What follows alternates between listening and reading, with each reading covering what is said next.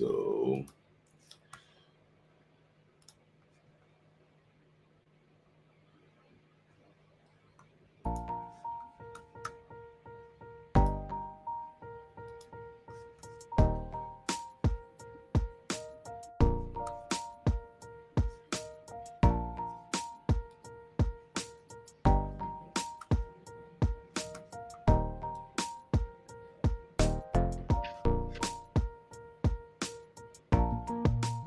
hello, guys. Hello, guys. Welcome. Good morning, good afternoon, good evening. Anywhere you are joining me, this is. I told you yesterday night that there's going to be a live show today. And you know that when I have a very tough issue to discuss, I like to bring on my very good knowledgeable Oga. You guys know the player I'm talking about. Former Premier League player, played for the Super Eagles of Nigeria. Goal scoring central defender. So I don't know how else to introduce him, but I have the honor to introduce to you Big Sam, Super Sam Sodje. Super Sam, thank you. Thank you, my brother. Thank you. Thank you. Nice to actually have you again. It's a pleasure to actually have you. And people might ask of you, say, I beg, we never hear from Super Sam. Super Sam is busy. Say your knowledge, the way you discuss issues, and the way you have played for the national team before, so you know exactly how it works. So let's just start quickly. So I know that you're in Nigeria currently now, and so how are you? How are you feeling? How is the country? Hope you are staying safe. Yeah, I'm good. Yeah. Now you have to be safe. We're happy that the state is safe. So we're not having the problem that is in Nigeria. So we're lucky that we're in that state. Yeah. And it's also that's actually what good to know. And we just hope that it's going to continue, and those that are not even safe now, maybe probably things will change too in their states. Yeah. So actually what that. So and I know that currently now Warri Wolves is currently in the Premier League. So how are they finding it? How is it going? No, it's going well. We started the league. They started the league really well. They've had some blips where they win away and they always come home and draw.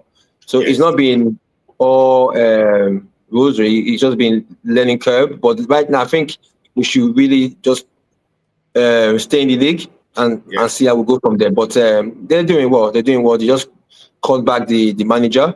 But yeah, the Nigerian league is a funny place. So yeah, I understand that, because when I heard about the news of he's suspending the manager too, I was like, what's going on? But the most important thing is that when you're just coming from NNL, is for you to stay in the league. That's the most important thing.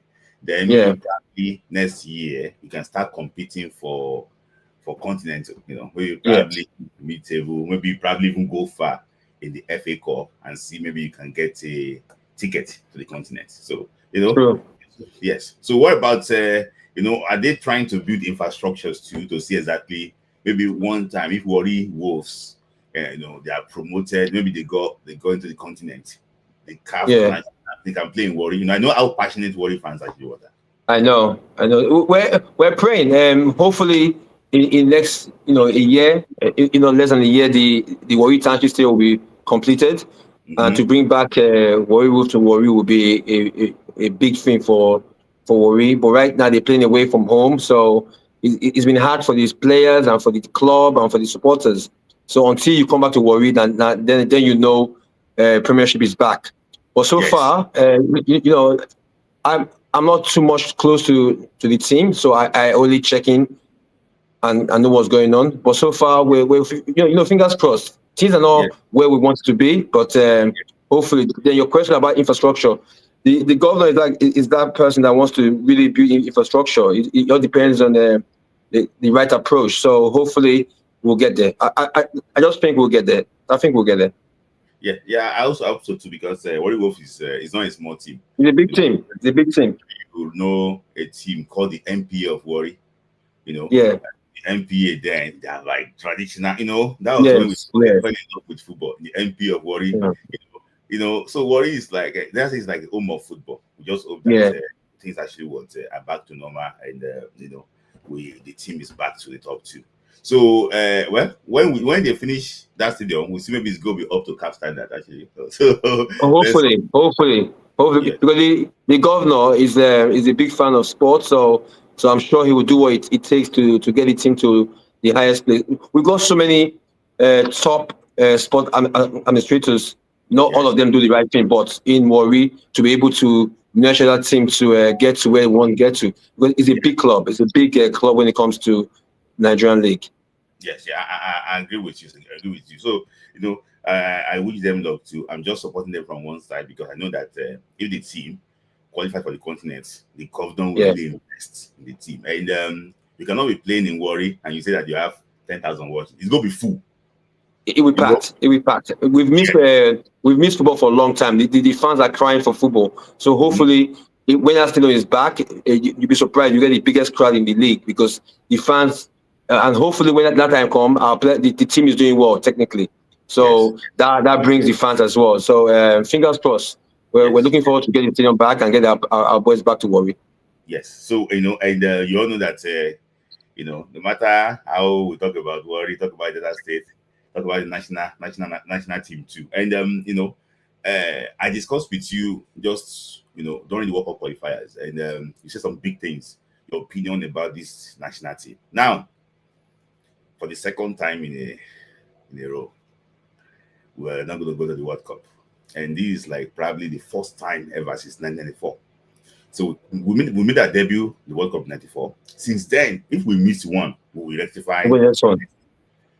what's this time around now. So we will not be playing the World Cup for like 2 years in a row now, two editions in a row now. So, but knowing that, I know that you have your own reservations too about the team, but knowing that, how does that reality, how does this set in? How do you feel when you just realize that Sami Ajayi lost that penalty and is he the Congolese player scored and World Cup dream over? How do you feel? How does it make you feel as a former national team player? Yeah, I can talk to you as a fan. I can talk to you from a professional side of things. So as a We want, we fan, want, we want both. we want both. As a fan, as a fan is depressing. Is we let ourselves down, and I don't care what happens. I want to see ourselves in the World Cup. Just want to see the national team play. As a fan, but as a professional side of things, we don't deserve to be there at Hmm. all. We shouldn't be thinking of going to the World Cup because we're far behind, and it's getting worse and worse. That as a professional, person talking from the professional side, we should not be going to. We should not get to the playoffs. Hmm. I think. I think FIFA did everything possible for us to be there.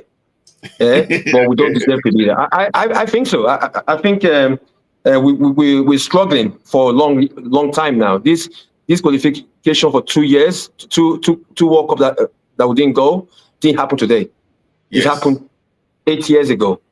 Hmm. What's happening now? The damage has been done 8 years ago. So let's be honest, we don't deserve to be at the World Cup. If we had gone to the World Cup, it would be unfair to countries like Morocco and them lot because we are nowhere. We're so bad, so terrible, and I don't believe. I can't believe how bad we've got. I don't think you understand how low. It can't get lower than this. It's really bad, and I can tell you why. The more we talk, I'll tell you why. Okay.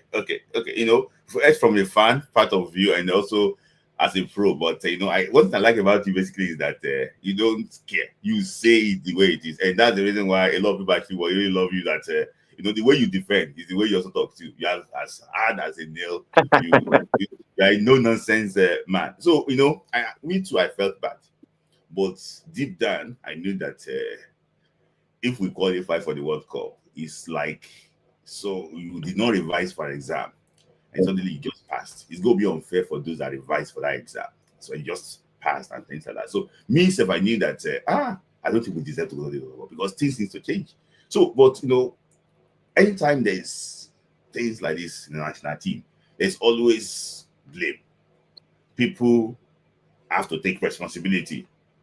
It's your fault, it's my fault, it's whose fault. Some people to run under the ground, like the FA, they will not talk.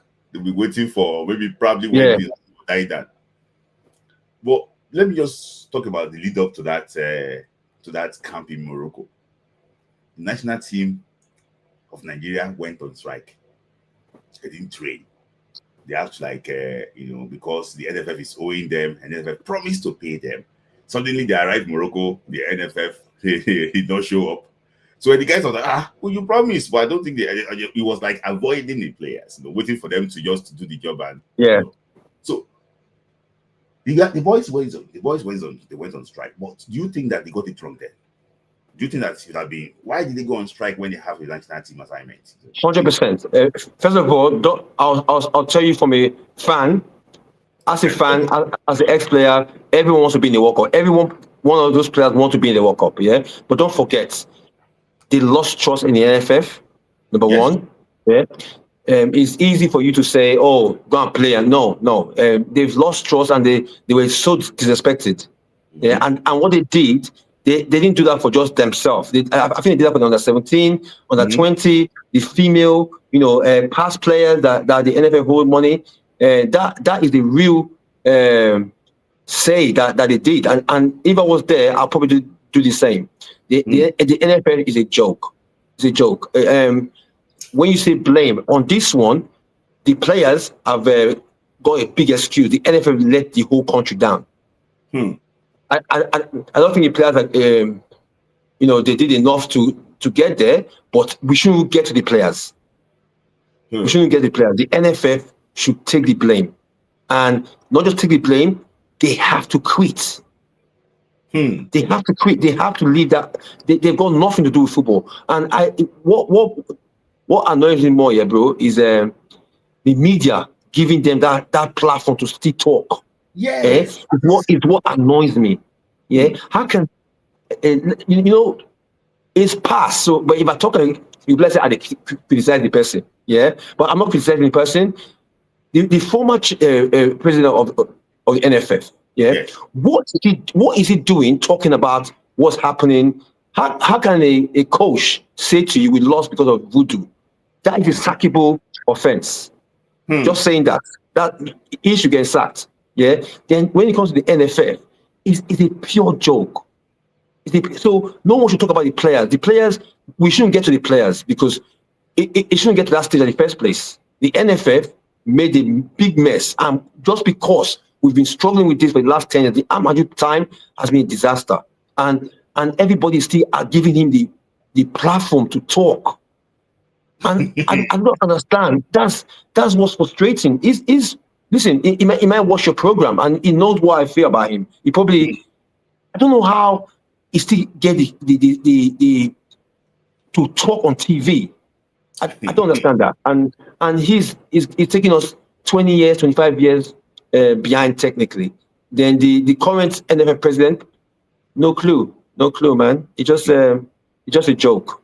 You just okay. We have looked at their strike. And for me, I think that they don't trust the NFF, and there's so many. I don't know if you saw the interview of Randy Wardrum to say that okay, if I give them money, thank you, team, and they embezzle the money. So it's everywhere. But I don't know why. Yeah. So what he was trying to say, it wasn't even blaming the NFF for us to qualify as a national team 2025. I know this, you know this. To be a professional, you need a good backroom staff. When you say backroom staff, you need everybody. The tech people. There's so many things that goes on to qualify for a tournament. Yeah. Yes. He just said in his interview that they had 11 space. Is 11? Yes, 11 space of backroom staff, but they only go 22 space, something like that. But they only go with 11. That just shows you that the NFF have got no clue because they didn't play the game. Because they didn't play the game, they don't understand what it means to prepare for tournaments. So I can't blame them. It's different when you play the game when you know. I'm not saying because you play the game makes you a good administrator. No, that's what I'm saying. But imagine a good administrator of sport or football that play the game. Yes. That played the game. That's just incredible. That's incredible. So not every footballer. So I'm not looking for a job. I know I'm becoming a great football administrator. I know that for a fact because I know what we need, and at the same time I educate myself about what I need to know. But these guys have never played the game. They don't know how important preparation is. So because of the preparation that we didn't prepare, we lost this qualification 8 years ago. And in Amadou time, I had one seminar that they had when he was talking about he was successful because when he was there, the national team won against Poland and against Argentina. Can you imagine? Can you imagine? And people were in that room listening to him. He was talking about the current kit of the national team. He told ninth to what's that? What has that got to do with being a good president of the NFF? So that shows to you how bad we are. And that should be where we are. Yeah, let's look at it bit by bit. I want to look at the stakeholders now in Nigerian football because let's look at the media, look at ex-players, look at the current players, look at the coaching staff, and also what administrators. But let's start from the fans first. Do you think that let's start from where? We'll start from the fans, like we have football fans. Okay. Yeah. Do you think, well, for me, I normally say that sometimes we also have bad football fans in Nigeria because we celebrate over mediocrity. We celebrate nonsense sometimes. Yeah. A national team lost to Benin Republic in Abidjan. Now say that but he lost now. A draw to Lesotho is better. I had that conversation on a live show that but we drew against Lesotho. It's better than to lose against Benin Republic. Like debating that we have reduced ourselves to this. Do you also think that because we don't call these people out that much, we don't talk that much, that is also giving these people freedom to do whatever they like? Do you think we have faults in this issue too? Big Sam, Super Sam. To be honest with you, the worst thing about it, they honestly think not is going to happen. They honestly think, when they go shout, things will still go down. They honestly think that for many years, and it's been true where they will talk, and it's still going to die off. From the supporters are just supporters of the game, and they probably support mediocres, and they don't even. That's why people like this get to where they got to the amateurs, the Gosos, they got to that high because they've got fans that don't really know why they supported the country. Yes. And it hurts. It hurts because I'm not just criticizing. I said to myself, I don't want to criticize them because at the end of the day, there's nothing you can say that would probably change it. Because maybe the president who talks to the president is their guy. Yes. So really, it probably doesn't get to the president, or it doesn't get to the right authority. Yes. So what we're praying for is one day somebody from the top is a proper football fan, and do what's right. That's the prayer for the fans, for all what you just mentioned. We just pray that someone one day we get to that level where he calls the shots and he will do the right thing. I also pray that because during Nigeria's most successful time, I think it was Admiral Ayokumu that was the vice president then, during General Abacha time. So it was he loves football. It was the one that even brought Clement Westhoff, then to Nigeria. When they went to sack Westhoff then, after he came third in 1992, he said no. He believed in sport. In fact, when NFA then, they were not paying players. They were paying players directly from Abuja. Yeah. From Abuja, just to pay the players, make sure they are good. So that was our best time. I think we went to the World Cup in 94. We won the Olympics in 96. We qualified a game to spare in 98 World Cup. So that was the best time. of Nigerian football, if not because of this political issue in South Africa. I think I've won like 2 AFCONs during those times because Yeah. so for me, I just think that you said it right. If somebody just loves football, and That's the prayer. That's the prayer, because these guys are very confident that nothing's going to happen. If not, they'll be so scared to go on national TV and still be talking right now. And I think these guys too, they are praying that somebody that like football doesn't get there. Because if somebody that likes football gets there, then they're in trouble. Because for me, you mentioned a former boss. Sometimes when he talks about football, I want to vomit. Clueless. I want to vomit. Clueless. He doesn't know anything about it, and they still give him the platform. He's a good marketer. Listen, he's good in what he does, marketing. Whatever he does, but he should stay away. He should stay away from technical football. He should stay far away, because I've heard him talk about football. He doesn't have a clue about football. Yeah, what do you know about coach? What have you ever been there? Have you ever sat in the dressing room to know a good coach? Yes. So if you ask them now, how was this guy qualified to be this coach? Let them come and explain to me how do you pick a coach? Because I can tell you for free what coach we need now, what coach we need for a certain time. I can tell you for free. It's because this is what we've done all our life. So we've lived it life. We know exactly what it takes. I'm not saying that I know everything, but from the experience that I've had, you hardly come to something to do with football that I don't know, that I've not experienced before. Yeah. Then when you go out there and educate yourself of how to manage football, in the boardroom, then you're untouchable, because you got the experience of being a player. These guys don't even know. So when people say, "Oh, why the players should know that the big tournaments they shouldn't strike," I understand. I was disappointed to Ekweba saying, "Oh, they don't know what it's like to be in the World Cup." Blah, blah. It's a job. They want to be in the World Cup, but pay them the money. Pay them the money. They want to be at the World Cup, but at the same time, they've lost trust at the NFF. The problem we have was anybody just there close to the NFF, they collect more team, they can't talk anymore. Yeah, they can't talk anymore. So, Superstar, going to the players now, the ex-players now, we're going to talk about, because you mentioned Victor Weber, I know that a few players are they are currently in the NFF now, with due respect to Gabalawa, Chindo himself, I think it's part of the committee.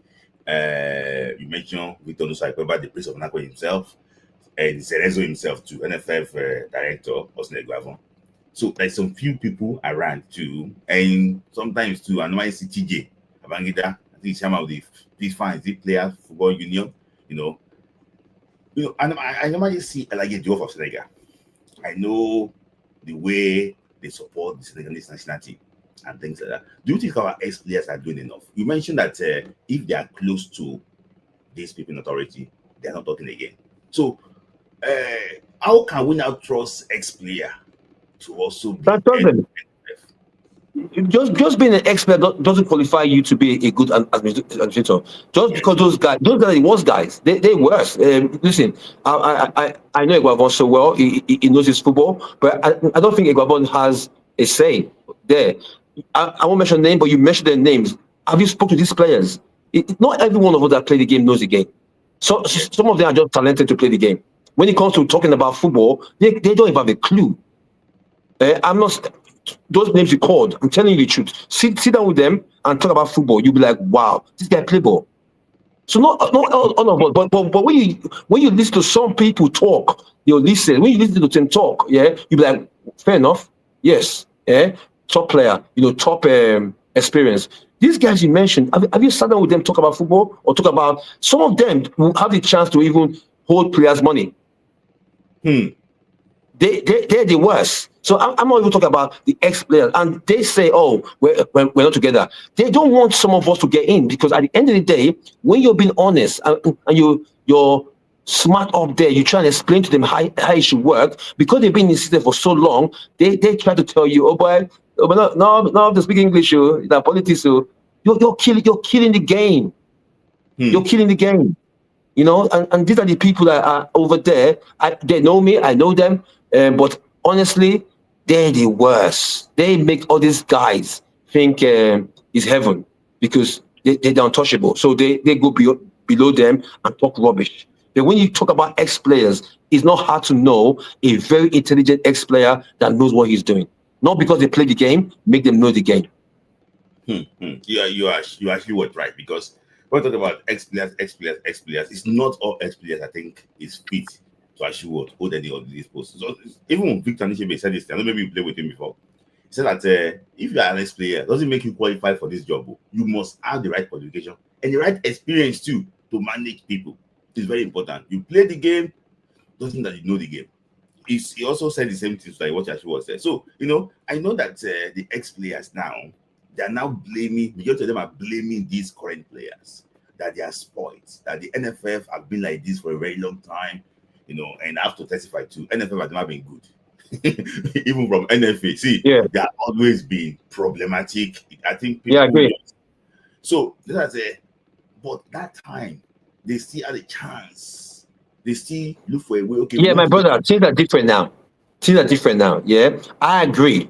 Maybe when we were playing, the attitude was different, but things are different now. These same boys that they're talking about, they play well for the club. Mm-hmm. They play well for the club. They won't be at the club doing social media in 94. They won't do that. But when the platform in Nigeria is not there, when the standard is not there in Nigeria, they can come over here and not mess about. They can mess about. They can do what they want. Yeah, because they think they're coming to. But when you get somebody that they respect, and shows an example of how things should be done, if not they pay the price, I tell you, these guys are professionals. These players are professionals. They will come and behave. They come and they see the NFF, they joke. I've been in a football club where a manager walks into the dressing room, and the minute he talks, we'll be like, oh, no clue. Yeah. But there's the minute they talk, this guy knows what he's doing. So when these guys come to Nigeria, they see how unprofessional things are, the things are not done properly, money is not being paid, people don't keep to their words. They will do whatever they want to do. But when they get some players or ex-players or administrators who are very professional, they will behave themselves. So when Ikeba is talking about these current players now, I understand that. I blame the players for not qualifying. Yeah. And by the way, I won't call name. Some of these players are not even good enough. Number one. Yeah? I watched the game, I watched the game, Technically, I was crying because I'll tell you one part. But some of these players are even overweight. I was surprised. I saw a guy, he came off, I saw his body, I'm like, how did they take this guy? He's playing for a big club in England. Yeah. But I think he's overweight. He's carrying too much weight.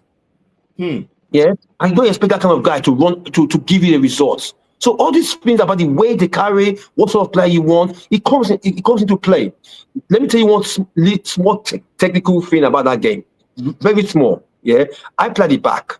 And from the first whistle to the last whistle, they were going through the right way, the right side, the right back. Yes. Yeah. Our kid, what's his name? Frederick. Yeah. He did so well. But if I was there, I would have helped him out, put someone at the right side to stop that happening. He did his best, he ran out of strength. He was run to the ground because everything came through there. I couldn't believe that even at the bench, they couldn't see that someone just need to go and stop that thing so that the Congo should start thinking again. But that's what happens in football. When you detect something that's happening, you stop it. It's like chess. Yes. Once you move. That's what you say, a technical side. So I'm not blaming the manager. I'm blaming the whole technical side. How come they didn't see that the kid was struggling? He played really well, but he got to a point he couldn't do it anymore. All they needed to do is just put somebody for first, just put a right wing there. The other side will have to think again. They'll have to think again. That's how football works. But they left the game.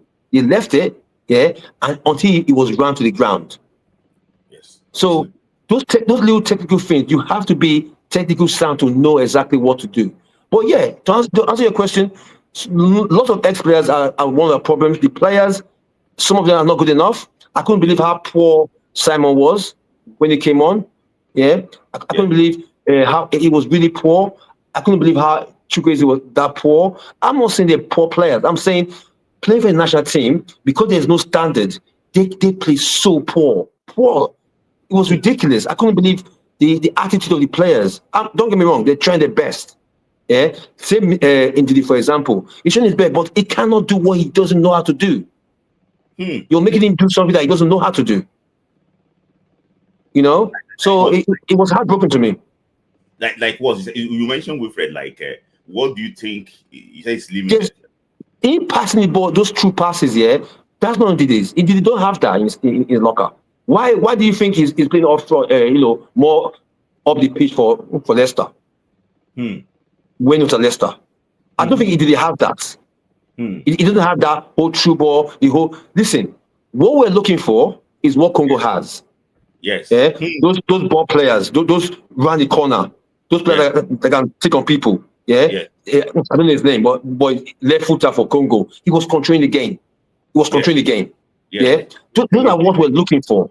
Yes. And those are the players we have to go and look for, not because he plays for Leicester. Go and look for these players that can control the game. We're all talking about Okocha today because Okocha could control the game, and not because of his skills, but because he could get hold of the ball and pass around the corner. If you've played the game before, you know exactly what I'm talking about. There's some players that controls the game. Yeah. Even the tempo of the game.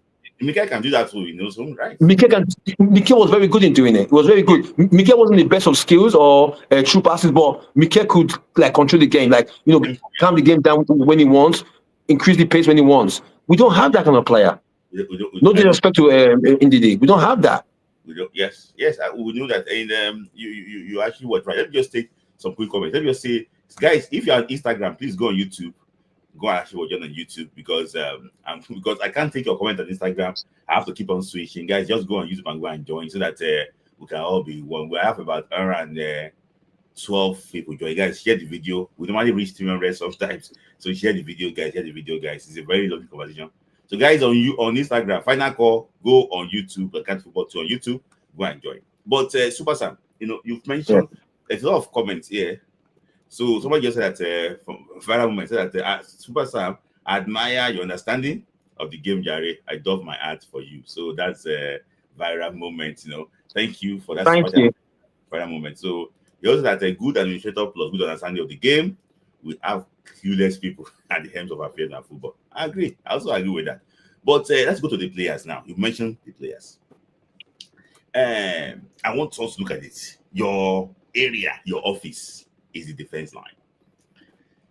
It got to a stage in the game against Congo. It was defense against attack. Like, don't have anything going forward.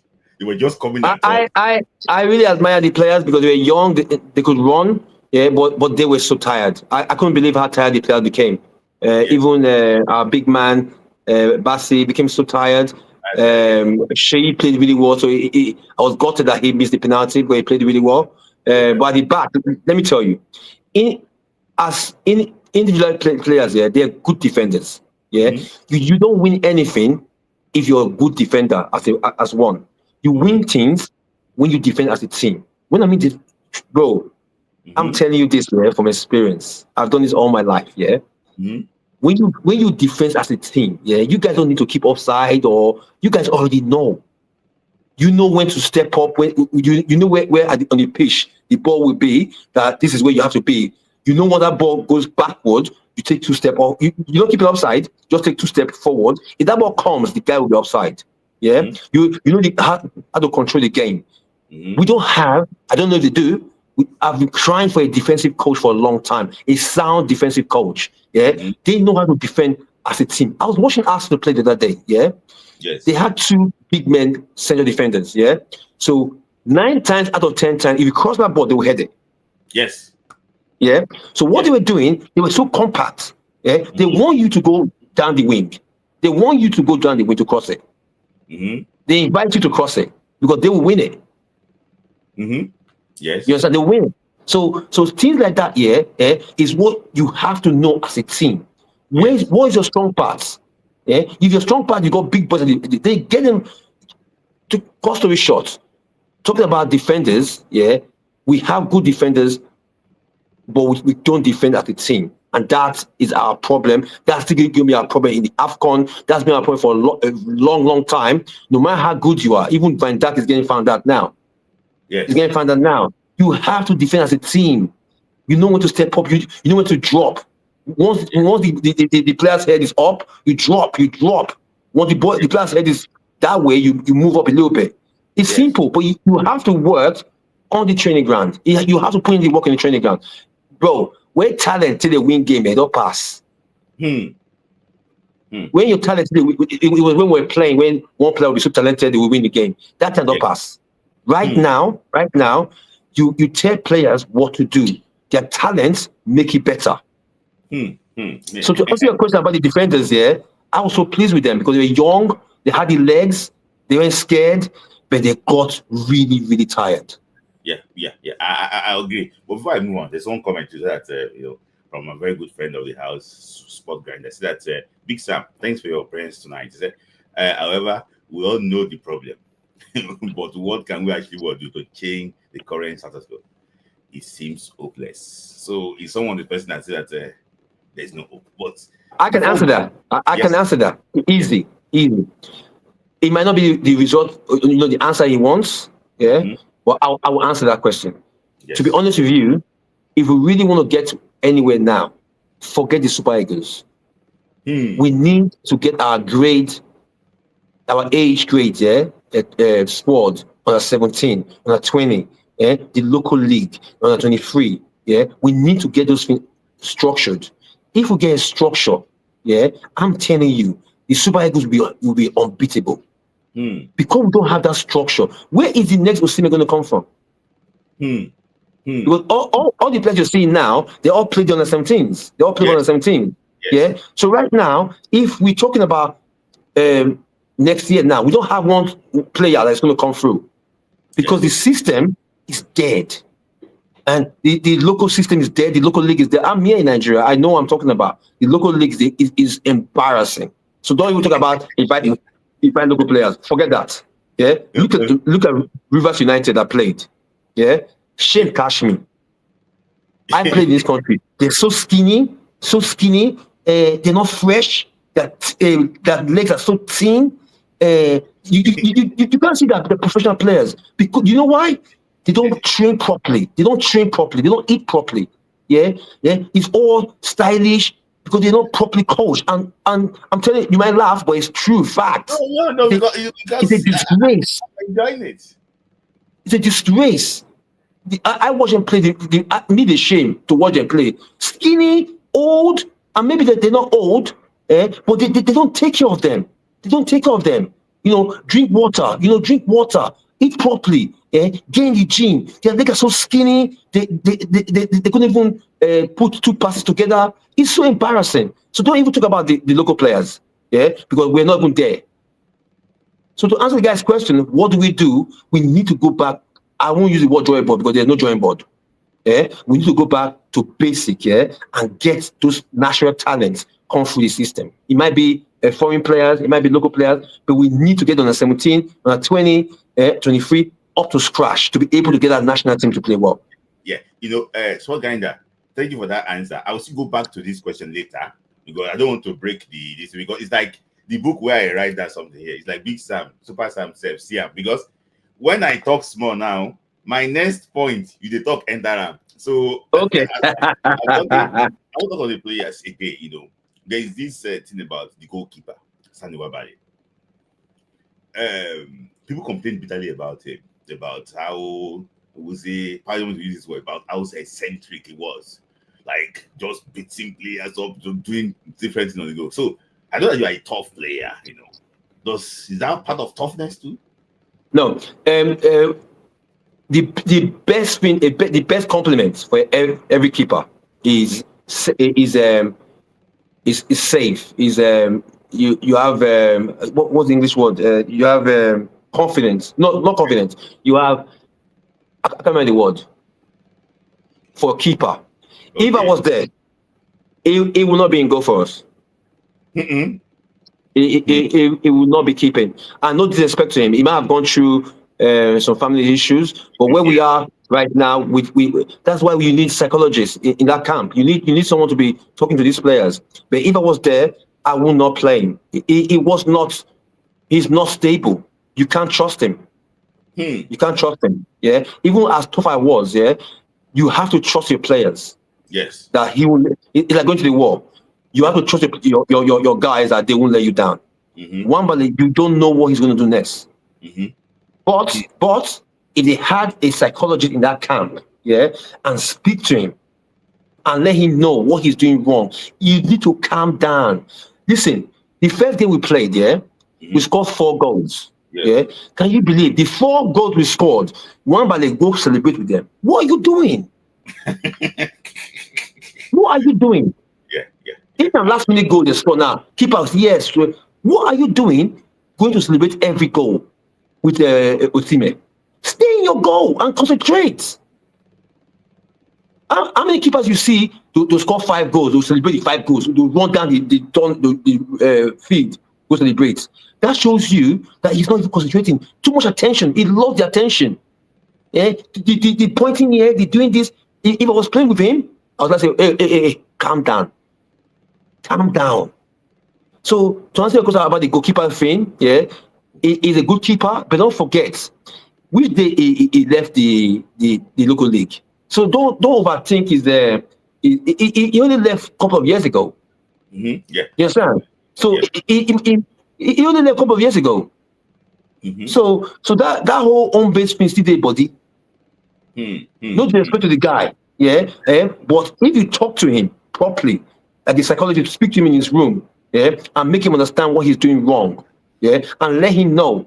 Don't go and celebrate with nobody when they score a goal. If it's a last minute goal, fair enough. If it's the first goal, fair enough. Not every goal they score, you go celebrate. You lose concentration. Yes. So yes, that's about the keeper. I think we need a keeper, or you get someone to speak to him, yeah, and he should know his job. Yes. It's not secured.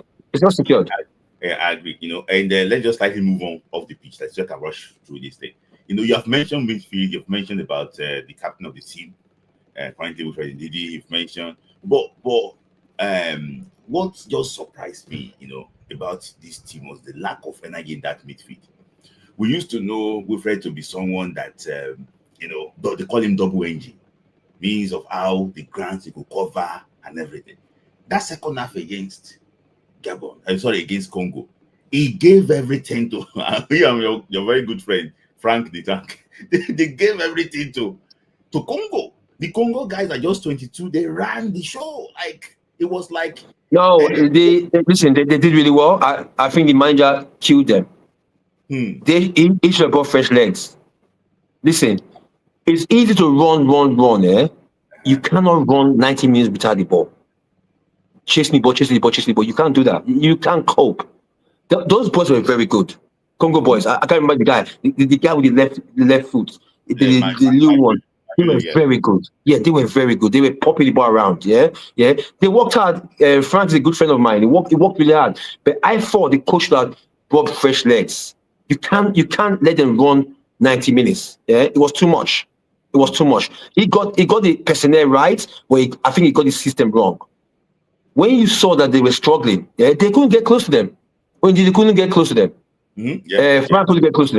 Yeah. Then it got worse when they got tired. So why didn't you just change and we got some top? Let me use the word top. But we got some very good players, midfield players on the bench. Just bring fresh legs to carry on running, because those boys were popping the ball in the middle of the park. And I know what it's like. You can defend all your life, but if you got a good team that can pass the ball, it gets to the point they will come through. They'll come through. Yeah. And kudos to the defenders too. It's too tough. So slightly just moving forward now, because when Victor Osimhen got injured, it's like everything just changed. It's like and this has been happening in this national team. I remember there was a game we played in Benin City. Victor Osimhen got injured in that game against Sierra Leone. We were 4-1 up or 4-0. We drew 4-4. Yeah, I remember. Head dropped. They were just scoring in our hometown in Benin City. We drew 4-4. I blame the players. And that has gone for the players. I've played games where we see that we're struggling. We rally together and buckle up. Then let me put something straight here. It's okay to depend on Osimhen, but everyone has to play a role. Everyone has to play a role. But it's okay for someone to be a one-man team. It's okay. There's nothing wrong with that. Because I've played in teams where now one-man show, but we all will contribute to it. Yeah, but we depend on one guy. So there's nothing wrong with that. It's just that we are not contributing to it. Which team was that you was it? Was it in Reading? Was Reading like one-man team show? No. Reading was definitely a one-man team. I think I played there. I think it was West Brom, where Kamara was, something like that. Well, we don't mind. I've played a club. Yeah, the manager called me and said to me, "Listen, you see that guy? Leave him alone. We brought you here to mark, to tap. We brought him to win us games." I've played in teams like that. There's nothing wrong with that. Yes. Because I was complaining that Jason Kumas was not picking up people, was not marking. The manager called me, Sam, we brought you here to mark. We brought you here to do the dirty job. You see, Kumas is here to win us games. And 9 out of 10 times, Kumas won us the games. So there's nothing wrong with having one player that you all depend on. But everyone has to chip in, doing their own job. Yes. And Rashid Yakin today, we're all talking about Rashid Yakin. Rashid Yakin became who he was because of Sasia or Mokachi, Olise. All these guys contribute their own part. But we talk about Rashid Yakin to be a good goal scorer. But he only scored goals. How he was getting the chances, how he was getting the space. These are players that did it for him. So all the rest players have to contribute. I see no reason or no qualms that they say we are all dependent on Osimhen. Osimhen game right now, we have to depend on him because it's crazy. He wants to win. If I was playing, I will pet him. I will do everything possible for him to be able to play. I will pet him, do all the work. There's nothing wrong with that. If you win today, we all get the bonus. There's nothing wrong with that. There's nothing wrong. When everyone else is not putting their own shift, that's when there's a problem. That's when there's a problem. Yeah, talking about being a one-man team too. Another player that was meant to be our own one-man player too, in case Victor is not there, was Adama Lukman. The current, when they say, okay, immediate past African player of the year, it was like no show. I want to say to you, football is bigger than the 11 players playing on the pitch. It's bigger than that. Whatever is going through, you don't even know. Do they have a psychologist in that team? Do they have someone that talks to them? That's why. That if you know what goes on in their head, bro, I've played in so many games where in my head I'm gone, but because of what I've received from the backroom staff, it pushed me to do well. He might not be in his right mind of frame of mind. Those blue talk in the dressing room, in the hotel room, and bring him and boost him up, and forget about the club side and think about international football. That's big. So football is bigger than just playing. Lukman just playing. My wife used to come to watch my game sometimes. I'll probably be sick before the day, and I'll be playing, and fans will be cussing me. She won't fight. But fans don't know if your guy was sick last night. They don't know that. Yes. So that they won't fight. They say, "Oh, you know he was sick." How do they don't care. He's playing. They only judge him from what he's doing on the pitch. Yes. So we're judging Lukman now for just playing. We don't know what's going on in his head. Even Wambale, that it might be harsh for me to Wambale, but if we know what goes on in their head, and get the professionalism into the squad, it's more than just playing a game. It's more than playing a game. Yeah. So there's a question. Sorry, Sport Grinder. One question for you, Super Sam again. And before we go to one particular player, so he said that question. That is AFCON. Should we focus on winning? Maybe using basically the same players, maybe 10% player change, or we just use rebuilding process. He said, what do you think we should focus on? Is it to change to win or just to start the rebuilding process now? Because in Nigeria, when they review though. Yeah. As a fan, I'll tell you, I would love to watch Nigeria play in the AFCON. And hopefully get some new talent to mix up to get some developing talent to come in the squad. But as a professional, the AFCON is a distraction to us. I wish we didn't qualify for the AFCON. I wish we didn't qualify because it's a distraction.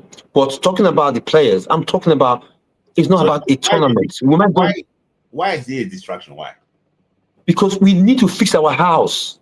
We need this one now. People don't forget about what happened. They all the NFF now. We're planning about the AFCON. We don't forget now what happened. Why we didn't qualify for the World Cup? Yeah, we've all forgotten that now. We all concentrate on the AFCON now. Then once we play 1 game, 2 games, 3 games, yay! We all forget all what we need. I thought we're on the floor. I think we need to concentrate on building our house. Yeah, I'm talking from a professional side of things. But as a fan, I would love us to be at the AFCON because I'll always want to watch Nigeria play. Always want to watch Nigeria play. But honestly, if we really love our country, if these NFF people think they love our country, yeah, it's the time to plan. Okay, I cannot say bring a new manager now. I think every plan should come after the AFCON. Yeah, hopefully we can get far in the AFCON, hopefully win it. Yeah, but the plan should come after the AFCON. The NFF should know what kind of manager we want because there's different kind of managers. There's some short-term managers, and I can explain to you that manager that will come that will give you quick fix, yeah, or a long-term manager that will come and build a team for the future. What manager do we need? And not just go and bring a manager and tell him, oh, I want you to be short-term. No, or quick fix. No. So managers, their philosophy is a quick fix philosophy. Some managers are long-term. So you need to know what manager you need for the national team right now to come and fix it. So I'm sorry for the question that I might not be answering the question properly because I don't really care that we're going to the AFCON because the bigger problem needs to be sorted out. But hopefully we can go to the AFCON because I love watching Nigeria play. Yeah. So talking about just the last question on the players now, you mentioned that being a one-man team and Lukman not being there. But when Victor Osimhen, got injured and he left, sometimes we say that, oh, if a player is injured, some players will just take the opportunity and show themselves that, oh, if Victor Osimhen is not there, we can also do. But there was a striker that was just brought in and brought out, all of them. I think he was overweight. It was over. There's no way he would do the job that we need. The job that we need, there's no way that guy will do the job. That's number one. I don't think we have a player that can rise the occasion if Osimhen is not playing. I don't think we have that player at the moment. But come on, we're 250 million people in Nigeria. We've got that player somewhere. So that's where the scouting. Who does the scouting for us? Forget who. Get a good scouting team. I bet you it's just because we know about Osimhen. There's a player out there, yeah, that will raise his game if Osimhen is not there. I don't think we have it in the team. I don't think we have that player in the team. No disrespect to Tulu, yeah. He came on. I don't think he's that guy that we're going to depend on to take what to do what Osimhen is doing. I personally think I'm not body shaming him. This is just sports. I thought he was carrying too much weight. That's what I thought. Then what's the guy that is it Adam? Yeah. Pressure showed you who Adam was. He scored his first game. It's easy to score when no one knows you. That's why Osimhen is the top player. Yes. When everyone looks at you and says, Sam, okay, let's watch it today. That's where they know the kind of caliber of player you are. So probably Adam shrink to that pressure. That doesn't make him a bad player. There's some player that they shrink to the pressure. The pressure suppressed them. So I think that's what happened to him because he didn't even perform at all. You know what I mean? So it is what it is. Yeah. It is. And that is that. And you've analyzed every bit very well. Explained to us because people that actually agree. Because I've played the game before. You actually what it is to actually to play for Nigeria. But let's leave the players now and just slightly move on to the administrators. There's nothing to talk about them. Because if we keep on talking about the NFF today, we will not have the conversation. I've looked at them. Sometimes when they talk about football, I don't understand where they got this from. But I look at the whole thing, and I saw one administrator is the head of Kwara State's football association supporting Guzo, say, they must give him, he must continue the good job he's doing, and things like that. What type of good job is he doing? So, that takes me to leadership recruitment. Where do we find our leaders? Who are our leaders? The way the constitution is, it's always going to be hard because the FA. I'm a member of the FA. The data FA. So you get people in the FAs that doesn't know, no, they don't know the game. There's nothing wrong here with these guys doing what they're doing because of the corruption or whatever. Yeah, but if not me, I will get somebody that knows the game technically, because whatever you do, you only get exposed to your corruption and everything when the team is not doing well on the pitch. But because they're so selfish and greedy, and the corruption has eaten them up, they don't care about what happened on the pitch. Because trust me, if Nigeria go World Cup now, get to semi-finals, nobody will talk about the corruption. Nobody can talk about that one. Nobody will talk about corruption. No, because on the pitch they will be doing well. They forget this, and this administrator, they forget, say, without this football, they don't have a job. It's like we are working. It's like the players are working for them. They are working for the player. They don't know that. They don't know, without the national team, without the under 17 or without football, there's no FA. I don't have a job at the DFA. If no football today, I'm a member of the DFA. I don't have a job. The players are the main actors. What happens on the pitch is more important than what happens in the boardroom. So whatever you're doing in the boardroom, make sure that what happens on the pitch sorts you out. If you're corrupt, wherever you're corrupt, make sure. So that's the problem. So every FA chairman go with, give Ugosu, because they're all the same. They don't have a clue, and they'll probably use this against me. But come on, you know me from the beginning. I'll always say what it is. I'll always say what it is. Yeah. Until they get the knowledge that football is the main actors, the football are the main actors of this is our job. They will keep struggling. If your president, your former president, can come and still talk about what is going on right now and tell you that he was successful, his tenure was very successful because we won against Poland and won against England, one game, and you guys are in that room, sitting down listening to him, and he's telling you that listen, even now that I'm talking to you now, I'm involved with the kids. That what is that? What has the kids got to do with the problem that we're having in football today? He's not saying it did well to put people from Nigeria to FIFA. That's got nothing to do. We're saying we didn't qualify for the World Cup 2 times in a row. What do you have to say about that? So until we get someone to do the right thing, we're always going to struggle, man. Yes. So one question there from Uche. Uche said that it is noticeable that they cannot play 2 games consecutively. Do you think that we need at least 7 to 8 midfielders for AFCON? So that he said Wilfred is, and we know that if Wilfred play 1 good game, he might probably 3 days interval is too short, to play to be fully fit. So do you think that we need to look? No, I disagree. Why do you think he cannot play 2 games? He's a professional player with this system. But I always like to say things that is fact. If it was the training ground, I'll probably be able to answer some few questions, points. I think he could play two games in a row. That's not a problem. The system has to work for them. Indeed, he's not the player that they think he is. That doesn't make him not a good player. He's a great player, but he is not that player that we think he is. We need. Don't you see what they were doing? What the Congolese were doing? Yeah. They were ball boys. They were ball boys. They were ball players. They could roll up the ball. They could pass it around the corner and go for it. And I wish I could show you practically what I'm saying. I wish I could do that. Yeah. When you get a midfielder that can pass it around the corner and go around the other side and pick you up and pass around the corner, you can't touch those players. You can't touch those players. You will see them every day.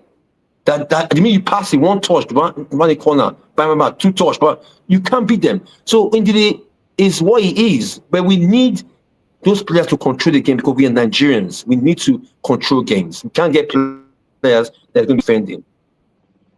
Yes. I tend to think that 240. When you play a player, I don't know his age now, play 240 minutes in the space of 3 days. it's a lot. So I don't know the recovery routine in the Super Eagles. I don't know, but I just think That's not an excuse. That's not why we lost the game. We lost the game from technical know-how. We weren't technical sound. yeah. So let's just dive into. You mentioned that Amaju Pinnick has been the one granting interview, and I've never seen Ibrahim Gusso do a live interview before. I've seen him yeah, I've not seen him do a live interview, but I've seen him talk. Bless him. Yeah, It's nowhere near, man. It's nowhere near, man. I think I won't say interview. The one time I saw him talk was the unveiling of the coach Eric Shell, and the way he was saying, they have to caution him. He was saying that it's the money now. Why don't they want to pay you? Why don't they want to pay his assistant? So I know he was talking. I was like, this guy, did you take the mic off him? Like, because he was just talking and talking, no control. I was like, when did this guy become the NFL president? He was just talking, say, why not the one pay, it's the one I have to pay assistants. Why to do this thing? He was talking, nobody. They had to tap him that, so you have to settle down. No. The coach self was looking at him that, what's this guy talking about? I know that his English is like sparkling one. It's not really good. But I was just wondering that, oh my days, like, but let's look at that. Talking about them now, when things are not good like this, the media, they're the one that normally hold people responsible. The media, they are the ones that normally talk and advocate for this thing. That people that will be the big platform. I don't say it's the biggest platform, at least we are growing. Not only but hungry in Nigeria. They're hungry, man. They're hungry. Once they don't get small thing, and they'll go attack Sam. But they all know me. I love the media. I love them. But it's embarrassing for them to be giving audience to these guys after such a rubbish 8-10 years, and they still allow them to come and talk with confidence. No one can ask them question. No one can ask a question. If I was in that room, I'll just walk out, because if a former president says that his achievement is they won Poland, they beat Poland, and they beat Argentina, and England struggled against us. That is an achievement. Yeah. That just shows to you how low we are. So low. We're going to go so I don't know what to say. The media are making it worse, because not blame them. Hungry day. Hungry day. So once they get a paycheck from them, they write for themselves. I've seen where something happens, press man writes an article that they didn't say and post it and then show them.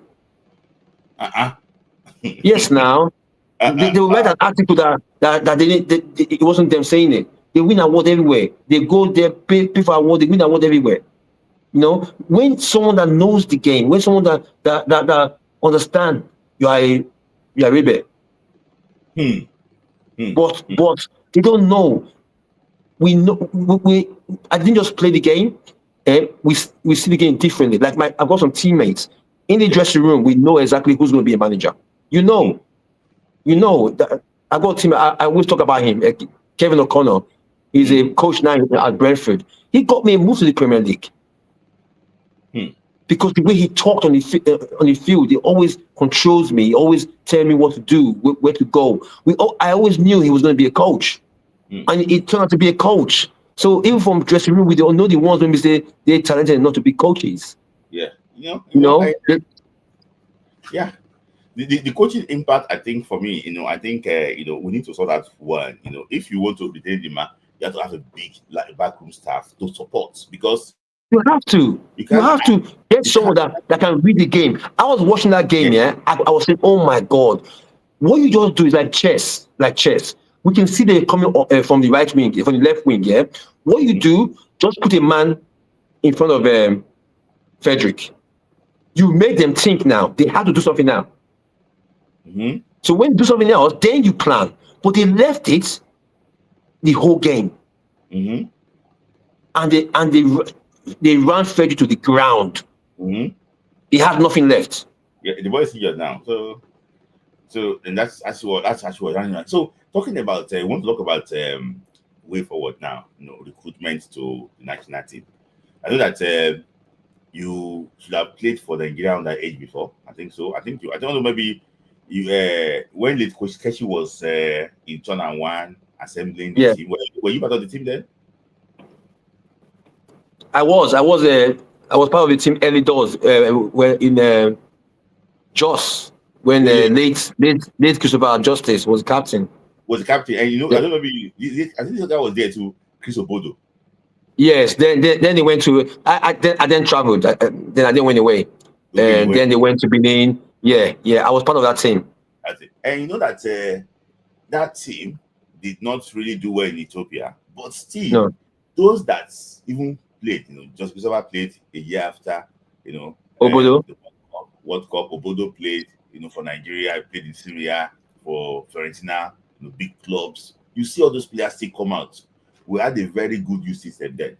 I won't say the best, but we still had players then.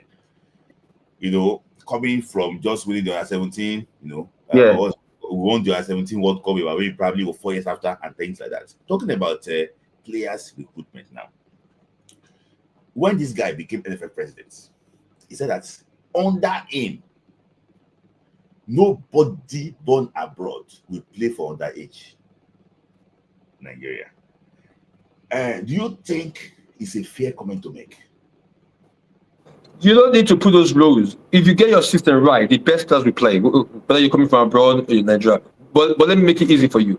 What has killed us now is we have 250 million academy in Nigeria right now. Uh-huh. Everybody now is academy and carry player to travel. We have every week a foreign scout is coming from somewhere. Yes. So no one thinks about Warri Wolf. No one thinks about developing. They think sport development is competition, host competition. They think sport development is host trial game for scout to come and watch. Then once the players they go abroad, they write grassroots development. They don't know. Yeah. Grassroots development of players is making that pathway for a 12-year-old kid to go all the way, even without going to Europe. Yeah, there's a pathway for him to go to play for the senior team. That's what infrastructure can you believe in the whole of Delta State or in the whole of Nigeria? We don't have a training facility. So where are you expecting? Do you think you're gonna just pick people, make Oyibo come, play, you go pick 2 boys, sport development. But if you talk to say Samson, no, you just mentioned some players' name. Yes. We came through a pathway. I was involved. Though I was born in London, I played in Nigeria for a long time. So I traveled. There was a pathway. If you go through this club, you could then go to this club, you can go to this club. There was a pathway. That's gone now. Right now we have 250 academy. Nobody, the coach is they know this sabi coach. Put body, jump now, put body. They don't even know how to coach a player. What the player needs, the mentality of the players, how to become a professional player. They don't know that. That quick money that they're looking for. And you mentioned coaching now. I remember watching Coach Justin Madugu coach the Super Falcons during the last AFCON. You can hear them talk, because of the system, in Morocco. What he was telling to the pain, jump up now. Yeah, move. I was like, oh, can you just keep quiet and just sit down, please? Because, like, you. To be fair, I've not been to this training ground, but if I go to the training ground, I've been to many dressing rooms at halftime. If let me cry. Yeah, the first time I was so proud of a Nigerian team, I think it was the Female World Cup. Female World Cup, okay. I was so proud. You can tell they were coached. I'm not talking about. I'm not saying that coach is better than this coach. No, I'm just saying when you watch a team, even in the Premier League, in the La Liga, when you watch a team, you will not say they get you in the ground. You will know because there's so many things that happens. You will know that's what they did at the training ground. You have to put the work in. You have to. I played over 18 to 20 years. I know what I'm talking about. If you don't put any work in at the training ground, it's impossible. You don't just get players and just go and play with a talent or just go training. They're two aside. 11-11, oh yeah, play. No, there's coaching. There's coaching how to defend. There's a percentage of a defender not to score own goal. If a cross comes in, they'll tell you where to put in your foot. Yeah, you don't need to slash it. Don't slash it. Don't swipe it. Just put your foot. There's coaching. If you do that, yeah, you get better players. I'm saying this because I came from Nigeria. I went back to London. I had some coaches. I'm like, wow, I became a different kind of player. So Yeah. I know that the coaching in this country is so bad. It's about and talking about coaching, I went to watch this game, Arsenal against Man United, and I saw the Gabriel Lense. He was the defensive coach for Arsenal. So I saw him. He took his guys, the 4 guys and the goalkeeper. They were doing some training. If you use a ruler to rule the line, it's going to be accurate. It's like computer. Let me tell you something to me. You laugh. Yeah, it got to a point here. This guy's name he played a right back for me. I was from Brentford. He played right back. He got to a point here. I could hear his voice in my dream. I swear to God. I swear to God. Sodje, up, Sodje. Last man, Sodje. Yeah, I could hear his voice in the dream. He got to a point. Said, Kevin, shut up. I swear, it was that good because when you talk. Communication, yeah. You don't need to draw that line when you talk, yeah. They know. They know. Once that ball goes backward, take 2 steps up. Everyone knows that. Take 2 steps upward. If you kick that ball in, the man is offside. We're not keeping offside. The movement. We know when to shoot them inside. Bro, we know when to show a striker inside, yeah. When you show a striker inside, we know the midfielder is going to come and tackle. If you shoot the striker inside and no one comes to tackle, yeah, coach won't blame you. Coach will say, Sam showed him inside. Where were you? Yes. So all these things there is more than just talking. More than talking, we know what we're talking about. Yes. So thank you guys. Keep this thing. Sorry. I'm going to post the link very soon. If you want to ask him question in person, you go to ask you what ask him. But guys, please like the video because you guys are enjoying the conversation. You're not liking the video, you're just listening. Guys, take a moment. Let's speak some super Sam, drink water, like the video, They know that we are talking about what make a lot of sense actually what here because of like the video, guys, like the video. We have 25 likes when about 150 people actually watching. I don't please like the video. So we're talking about recruitment now. I want us to we're drawing it close now. I talking about recruitment. A lot of people were upset when they called Benjamin Fredericks that he's not even playing first team football for Brentford, and they called him to Super Eagles. Why? That should not be the criteria. Fredericks. Frederick. Benjamin? Oh, Benjamin. Yeah, Benjamin, yeah. That he wasn't even playing first team for Brentford then. Why is he this? But he showed himself. It worked. But talking about recruitment, do you think we can justify Frederick's inclusion, based on how they brought him to Super Eagles? No, he wasn't a first team player. He's just like somebody still in academy for Man City and just bring him straight away.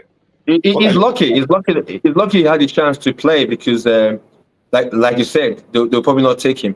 But it should be me and you talking about it. If Nigeria is serious, they will have a really trusted, reliable,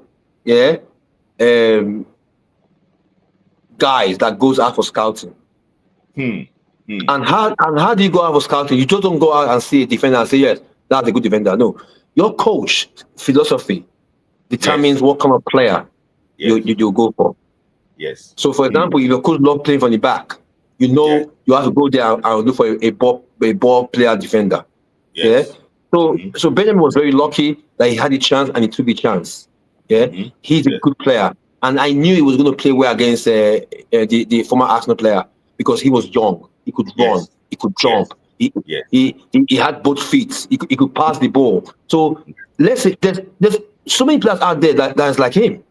Yes. There's so many midfielders that's like him. But we need the right team to go out there and scout for these players. Not someone knows someone that knows someone that puts someone. Yes. You know what I mean? So he justified his call up. He did. He just and he'll be there for a while. But now we're raving about him. Yeah, we're raving about him. We need a defensive coach to make that kid a top player. We need someone that will coach him, to make him a top player.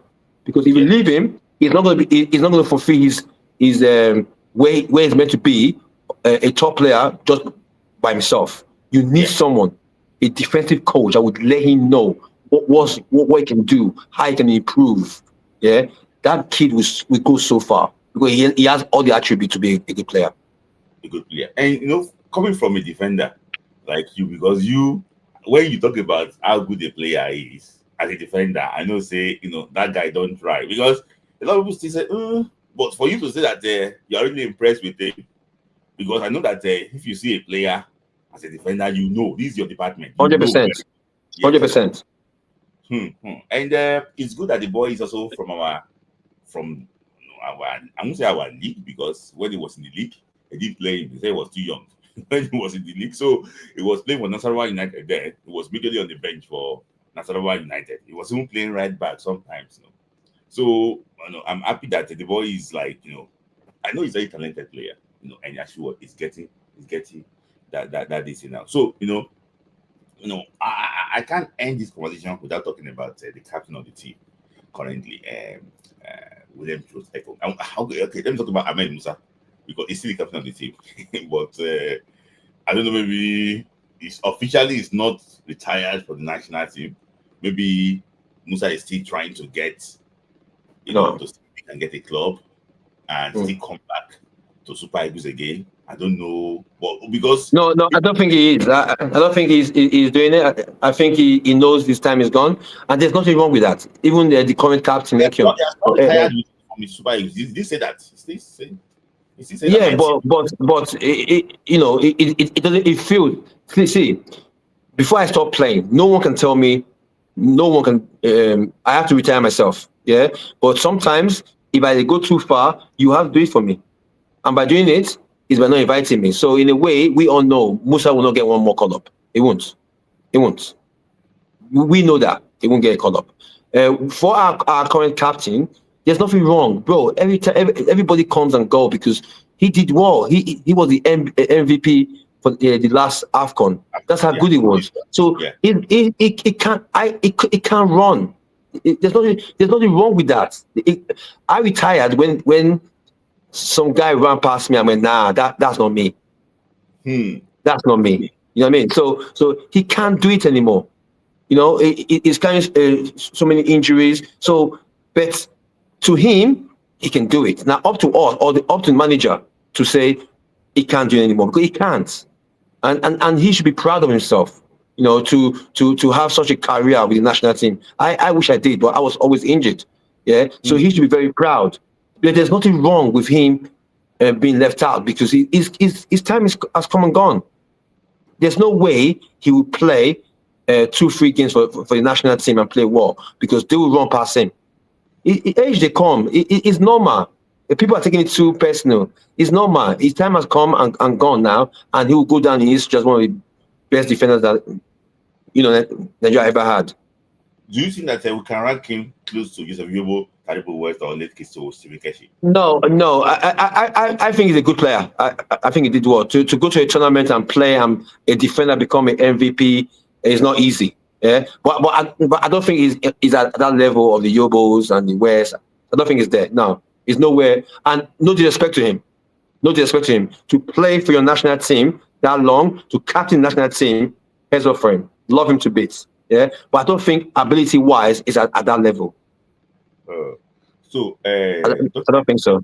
Do you think that it will help his legacy to take him to this last AFCON then bye bye, or just for him to go like that. Because for me, I think it was No, a good why? plan. Yeah. Why do you want to take him to? He's already why? No, just where we are right now. We need to build. We need to start building our team. Not for the Afcon. This Afcon, yeah. But if you go to the Afcon, you're taking his space because he'll probably play one of the last games. Where you're taking his space. He has done well. There's nothing wrong. Maybe one more game to send him off. To send him off. Maybe one more game.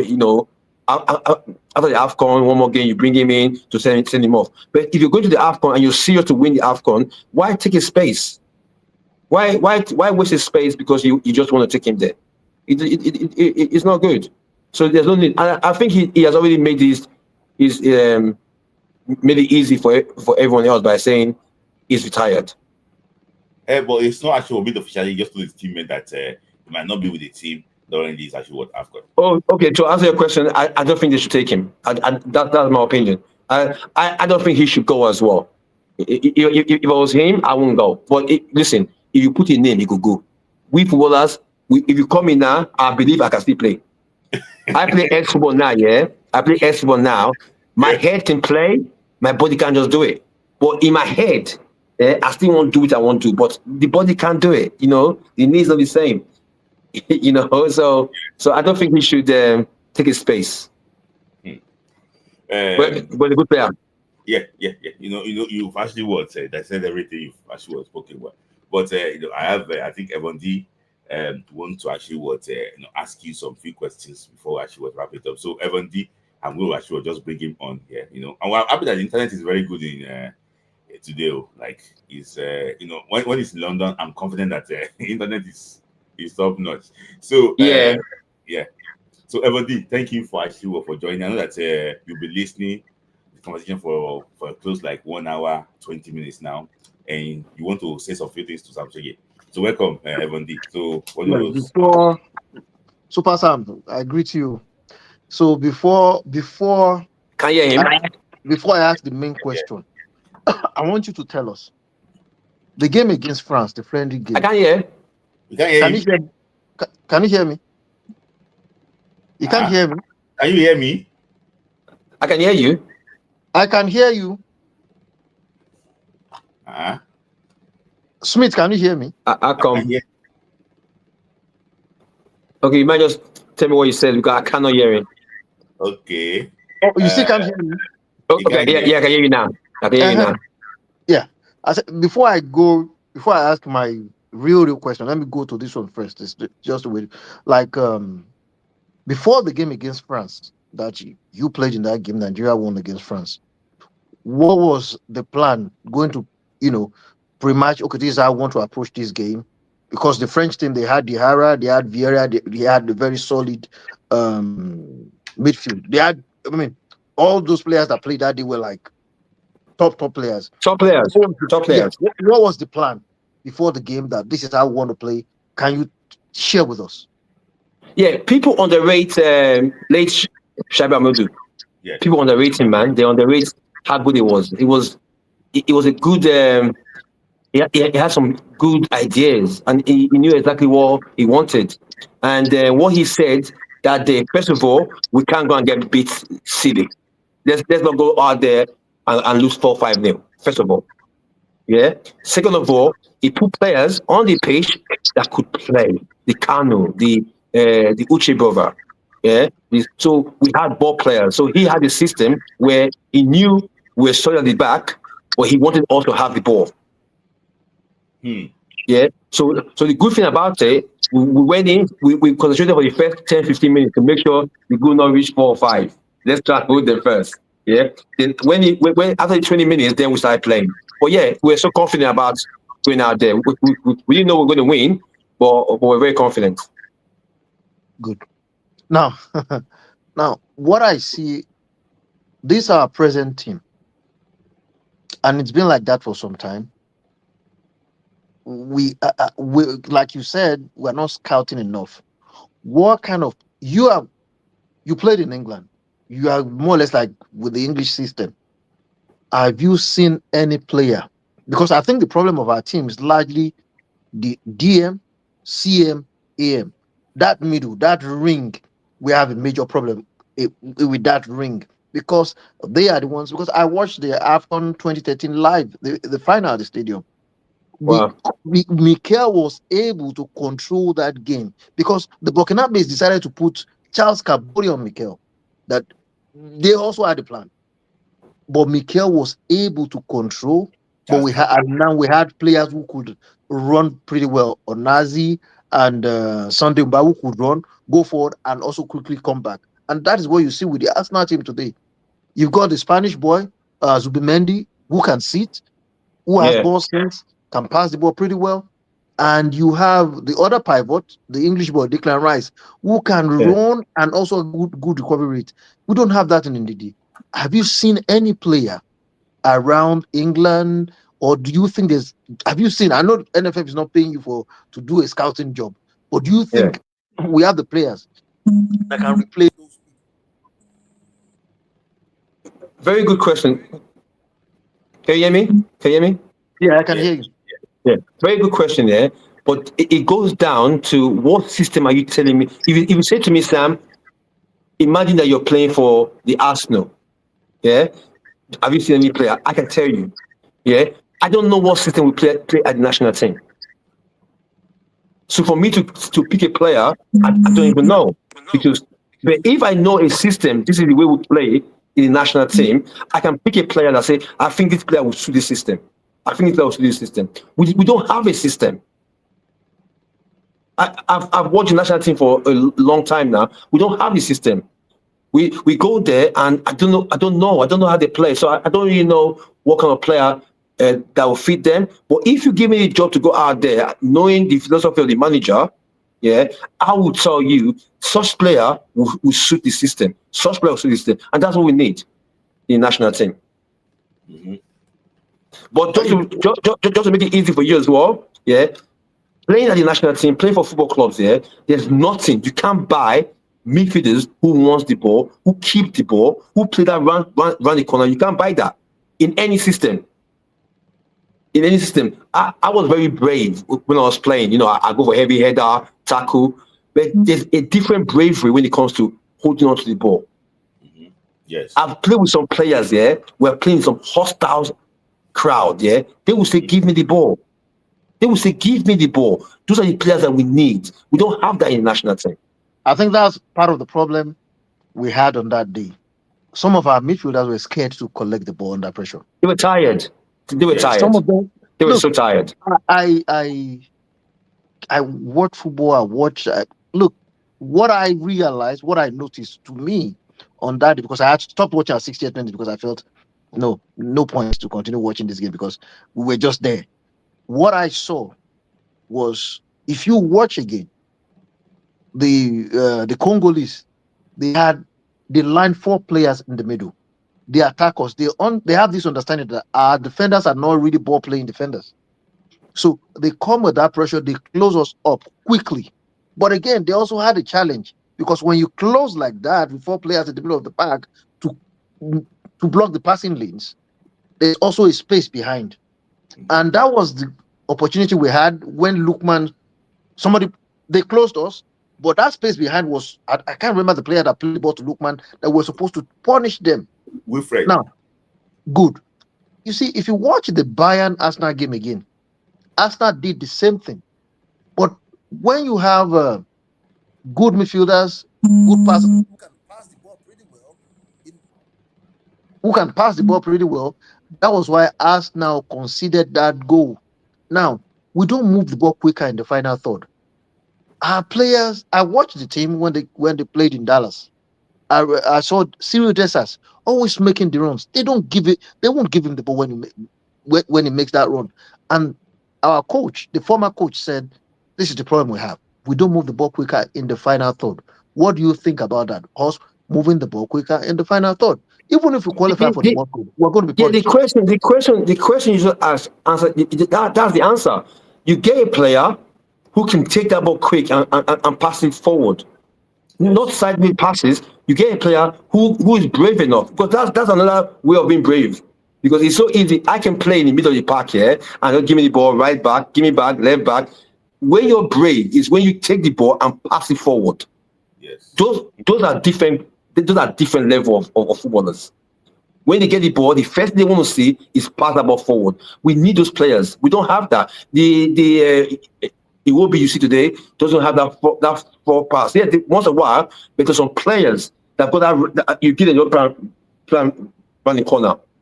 Yeah, we don't have that in Nigeria at the moment. I watched that game against Congo. They had two players doing that. That they will take the ball. I played with Kanu playing in the middle of the park. I was on his side, but I was like, wow, this guy is play ball sharp. He will take the ball off you. He's never scared. He's got that run the corner pass. So that's what we need to get in the national team. I still think the players out there that we can go and get more than one, more than five, but you need the right scouting system to do that. Yeah. So sorry, this is super. I'm coming to talk. That well done. Like, thank you for that. Thank you for actually bringing super sound. Is that well done, my brother? It's like great hearing your ideas. Question is like, a lot of our players are like square peg in the round hole. So what is the critical position do you think we lack? And we need fresh talents to actually work. Is that which area do you think we lack? And we need fresh talents to fill based on your own and this assessment. You might not call players that. Like if you are the coach today, what are the changes? You have what changes are you going to do? Definitely, I think we need ball players at the middle of the park. Yeah. And when you say wingers, what system do you want to play? It depends on what system you want to play. If you're playing a one-man team, Osimhen, for example, you need those wingers that will whip the ball in. So you get wingers that will run to the ball line and whip it in. It depends. So definitely we need those midfielders. It's easy to get defenders. I think we've got pretty good defenders. Honestly, I think we've got pretty good defenders. We definitely need a goalkeeper. Yeah, but I really think we got good defenders. Maybe the left back was more of a defensive side. You know, when he gets the third part of the pitch, his legs get so tight. So we probably need a left back. Yeah? I'm not criticizing them. I'm just telling you for a fact. For the national team to get to where we want to get to, we need these boys. We need those midfields to be brave enough to get on those ball and pass that ball forward. It's so simple. If you have Osimhen, why does this score a lot of goals in Europe? Get the ball to the byline and whip it in. Osimhen was trying many times. Whip it in for him. You know, so yeah, if I was the coach, I've got my own system, and I'll definitely have my system that I will play players that would play to my system. And that's by getting ball players in the middle of the park and get that man to sit, that like the Olise, but a different way of Olise that can still play. So it's easy to say it, but the players that are out there, you cannot give what you don't have. The Ndidi are good players, but that's not them. You cannot say Ndidi and what's the guy from Fulham are bad players. They play for big clubs, but you cannot give. You can't ask them to do what they cannot do. That's the problem. So I just have one more question from Temitope. He wants to ask me some questions, so I will keep everybody here. Just ask Temitope. I will ask you. So Temitope, we'll go bring you on. Can you ask? Can you hear me now? We can hear you. Ask Super Sam. Can you hear me? We can hear you. I can hear you. Super Sam, good morning. Sorry, I can't hear you. Good morning, Super Sam. Good morning. Good morning, Super Sam. How are you doing today? Hold on. Tell me, I can't hear him. I can't hear you. I don't know. I can hear him. Can you hear him, Memandi? Can you hear me now? I can hear him. I can hear him now. Yeah, I can hear him now. Super Sam, good morning. How are you doing today? Good morning, good evening. Thank you, man. How do I ask you? To Shanda Abio, Peter just play with defense line. To Shanda Abio, can you play for Nigeria in that East Coast 5 group? Just to defend that Shanda Abio. Can you play for Nigeria? He said, can to Shanda Abio, can he pitch fan Super Eagles like? Oh, Tosin for Chelsea. Yes. Tosin for Chelsea. Yeah, I'm not a big fan of Tosin. No, I'm not a big fan of Tosin. Why, sir? International football is different. Playing international football is so different. Tosin fits in an English team 100%. And but I'm not a big fan of him. I think in international football, you probably get found out a lot. No disrespect to him. But if He might come and prove but me if wrong. but if playing defender, both playing defender, and they also ball carrier. Let And me we need that let me explain to defense. you. Okay, let me make it easy for you. Let me make it easy for you. When I was playing in England, I was getting man of the match every time because I was good in the air. I was tackling. I was getting man of the match every time. The first time I played for Nigeria, the whole game I didn't hit the ball once, not once. So how will I Why? get man of the match? Because my strength is my head. So what I'm trying to say to you, international football is so different. It's so different. So playing in England, everything works fast, quick. In international football, you have to be very good thinking. So I'm not saying he will make it, but up to me, I'm not a big fan of his. Mm-hmm. Yeah, but why I think Okay. he might make it. Talking about Shea, did he Shea? Shea, yeah. Semi Ajayi. Semi, Ajayi. Ajayi, Ajayi, yeah. Normally, I'll probably say I'm not a big fan, but he has come and he has proven himself. Yeah. So, but personally, I'm not a big fan of Tosin. I don't think Tosin is the answer to what we need at all. Okay. So any other Okay. question, See, Theo? Clary. Can I ask one more question? One more question. Before I go. One more question, And please. this Super Quickly, yeah. in number 10, a playmaker in the midfield. What is about this young man from Arsenal? Ewaneri, one star. Can you play that for Nigeria? That young star. Can Okay. you play that for Nigeria? Okay. Yeah, Super yeah, he Super can play. Do you hear me? One area, he can play. Okay, I will explain the game. You can Yeah, hear me? yeah. Yes. I can hear you. If we go to the World Cup, for example, You hear say me? we go to the World Cup, You hear me? like yeah. We can. Should I talk? Yeah. Sorry, continue. Yeah, go I ahead. said that. Okay. Say we go to the World Cup, for example, these players you see will be top players. You see Nigerian football, you see African football, it's a different ball game, You need a bit of rawness, a bit of rawness, a bit of different kind of play from one area. But say we qualify, for example, to go to the World Cup, he will fit in really well, really well. Even the AZ you're talking about now, if AZ comes and play against Ghana or come and play against some Kenya, AZ will probably not, it won't be affected the way he is now, bro. So what I'm trying to say, the mixture of the African, the swag, the African toughness, it comes into African football. So when you qualify for a World Cup, it's different. Yes. I don't know if that makes sense. Yeah. I think it's left already now. So everybody, we cannot see you. Yeah, No, I want to let me put on the lights. please. I just So realized that. I actually want to answer that question. So we are getting. I spoke to everyone about this issue. So because we have to look for solutions too. Because for me, there's one popular adage in where I come from. Say that if things lost, you define anyhow. So you anyhow you define now. You go turn your bet anyhow. So I was now thinking that do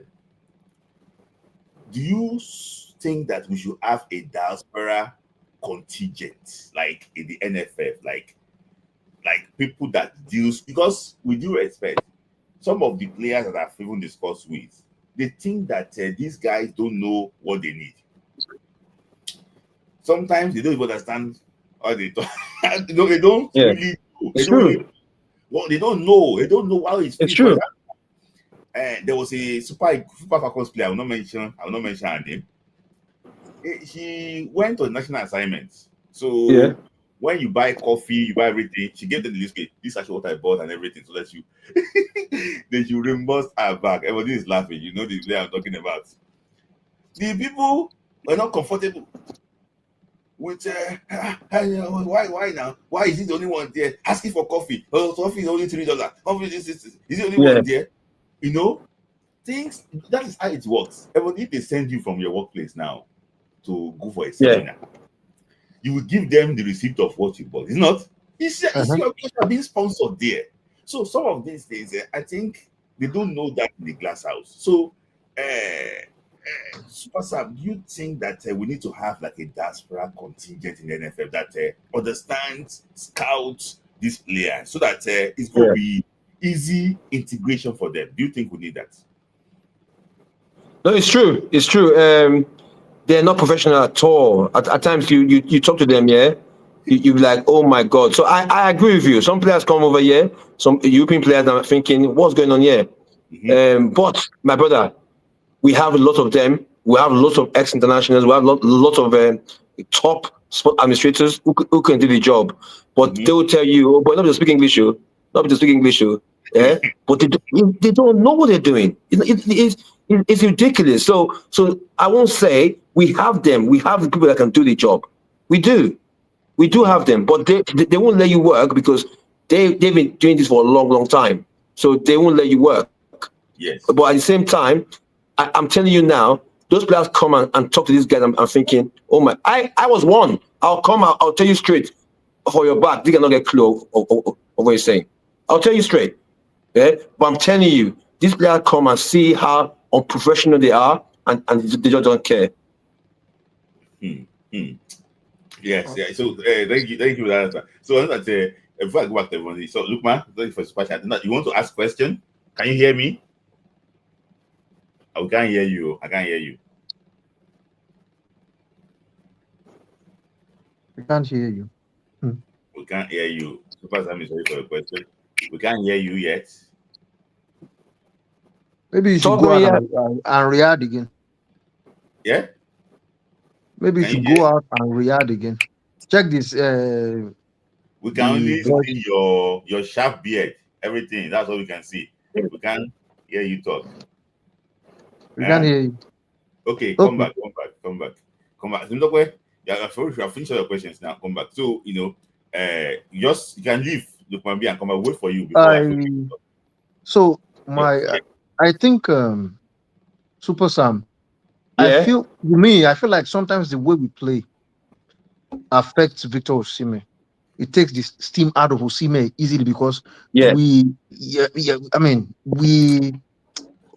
overstretch him. And if you realize, whenever he comes to play, when he gets injured, the last time he came to play, he got injured before he got to his club, he couldn't play. Why is that? Why are we having that problem? Because when it gets to like 75th, 80th minute, Osimhen is tired. What do you think is the cause? Is it our setup? Is it the personnel? Is it the style of play? Don't laugh though. Don't laugh. The weather's man. The weather sometimes. No. Not be yours. Even when we play away from home, we play the not to be serious. To be serious, yeah. The way he plays, he gives everything. Yes. He gives everything. The way he plays, and I'm happy that we're praising Osimhen, and we should learn from Osimhen. But at the end of the day, the way he plays, he gives everything. There's no way a player can play that way and do it for the 90 minutes. It's impossible. It's impossible, and that's why we have to look after him. Yeah, it doesn't have to finish the game because he gives everything. I kind of know exactly what his mindset is about. One more thing, as a player, what do you people do? Maybe after a game, when you talk about recovery, what is this recovery? A lot of people have been hearing recovery. What is this recovery all about? You see, you're asking some good questions. All those things is why these players don't take it. They don't think you're professional. I'm not in camp with them, but the recovering. Because I saw them eating jollof rice, recovery. I know that's not recovery. But what you see what you see, don't judge everything you see because they might have been on the ice baths, they might have been derubbing. Sometimes what you see on social media is not really what it is. Okay, so what do they really do? The recovering. First of all, fluid has to go in your system all day. I remember when I was playing for a football club. Yeah, if they find you without a bottle of water, you get a fine, a week wages. That's how bad it was. So first of all, you have to refill your body. Yeah, but you have to rest and you have to go on the ice bath, the heat, ice bath. There's a recovering program from the physio. So there's, you go in the ice bath, you go in the heat, you go in the ice bath for some minutes, of hours, whatever. Yeah, but you have to refill. You have to eat the right food, right time, and sleep. But there's a program for recovering. So to answer your question, yeah, there's a program for recovering. I hope the players, when they come to the national team, yeah, they take it serious and they make sure they recover properly.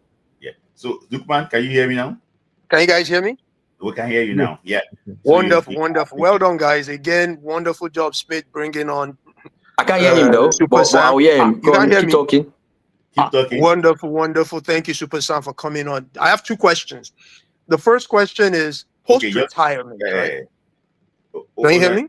Can you hear I him can now? hear you. I can hear you. Yeah, but you know, if I say the super sound takes a while to air. Yeah. New people. Can you talk now? Yeah, I can hear you now. Yeah, I can hear you now. Okay, wonderful. I was just saying, I was hailing you. Thank you so much for being available to us. I love intellectual conversations. Everything I'm hearing, I'm loving it. I have 3 kids, 2 girls, and I'm drilling them on the basics of soccer here. Thank you. I'm a big fan. My first question is, what are the courses you recommend and advise players should get into to get a formal education post-retirement, so that they can get into football administration, so that they can, not all of them may want to go to coaching. Coaching is a special beast, but what are some of the other education they can get? And not just because you're an ex-player, okay, we suddenly, doesn't mean we should admit you into administration. You have to increase your capacity. What is your recommendation on that? Oh, incredible. Listen, there's something I do called, there's something I do called life after sports. Yeah. The good thing about it, when you play sport in the UK or foreign countries, they give you the opportunity to do your coaching courses when you're still playing. Maybe the last year, you know what I mean? They give you that. Yeah. So every one of us that played in England, for example, yeah, we all have that first level of coaching. Oh, I see. So they set you guys up for life after soccer. Yeah. So not everyone, like, I don't want to be a coach. Even though I got my some of my license. Yeah. I did through the PFA. Yeah. What you just asked just now, yeah, there's so many coach, like, it's so true. Not because I play the game makes me know the game. I will talk. That is up to you to tell me if I know what I'm talking about. Yeah. There's different courses that you can do through the PFA. I'm talking from my experience. There's so many courses you do through PFA. Yeah. There's management courses. There's sporting director courses. You know, so those courses, they pay half of it anyway. So they encourage you. I'm about to do one now through the PFA. Yeah. So I agree with you. Not every one of us that play the game, knows the game. It just comes. And by the way, even though you know the game, the way you see the game when you're playing is different when you finish playing. When you, Do you know what I mean? But I always say to people, if you can get a very good sport administrator that play the game, happy days. You can't beat that. Yeah. Because you can never know what it takes to be in the dressing room. I can tell you so many things. You'll be like, wow. Wow. For example, when I had my baby, I just had a baby. I walked into, I was a top player for Charlton. Top player, played every game. I then dropped form, and the manager called me into his office and said, Sodje, what's going on? The minute I said, I just had a baby, because he played the game, he knew that I've not been sleeping properly. So it wasn't harsh on me. He went, why didn't you say, man? So they knew that I wasn't having enough sleep. You know what I mean? But who didn't play the game, will be like, I beg you, but they don't know what we go through. You don't know. How do you drop a player without telling the player that he's been dropped? Those are skills. You know, so to answer your question, to answer your question is there's courses out there for ex-internationals or ex-players to go through, that will make them a top sport administrators, and to be very honest as well, to be honest people as well, and don't, like, I post loads of my past pictures because I love it. I can't believe I was the one that played the Wembley, so I post my pictures. But the honest truth is, it's gone. That's gone now. What do I do now to become relevant? And that is more important. I don't know if that makes sense to you. Absolutely. No, absolutely. That makes sense. Totally makes sense. Absolutely. Yeah. Thank you. So Smith, can I ask, or should Danny go? Ask so that, So the second question I have is, you said something critical that about the system. It all depends on what system, the coach wants to play. And you got to line, everything has to line up. You cannot say you want to do a 3-5-2 and you're looking for other types of players. I get it. But recognizing our situation, my brother, is Nigeria. And I understood something today. I'll digress a little bit. Whenever you want a passport or immigration services, they work well as long as you're willing to pay more. And I'm understanding in Nigeria, you just once you're willing to pay, we're very transactional. We're not long-term planners. Just by virtue of the society, the corruption, nobody wants to do something that will yield through 4 years from now because he doesn't know if he will be in that position. He wants to do something that will eat tomorrow. It's horrible. True. So what you're saying is great, but I'm just like, who is it the NFF that's going to think about a long-term plan of 4 years? Let's start building a system. I will answer your question. See, I will answer. Let me talk about what you just said just now. Yeah, it's possible because it has happened before. It's very possible. Yeah. Say for example, you got a job. Yeah. You want the result now because you're not sure of the long term. Yeah. What you do, you get an expert like myself. Yeah. To handle the technical side. Yeah. Then you are very sure technically, but you only have a job because of football. You only have a job because of football. Correct. So if you're scared about the long term, yeah, and you do bad, you're still not going to have a long term. So the best thing you do, a good boss or a good manager gets someone to do it. I play at the back, yeah. For so many clubs: West Brom, Charlton, Leeds, Northampton, yeah. Do you know? Sometimes the manager does not even coach me. There's a defensive coach that coaches me. It's not even the manager.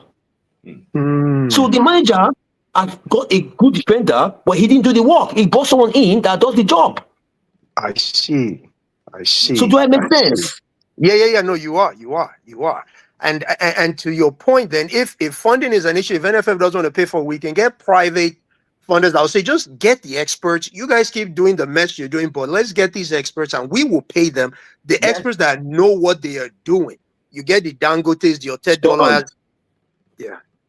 Yeah, I get it. That's what we need. So they only have a job to be an NFF president, and that's why they're missing it. Yeah, you're only an NFF president because there's footballers.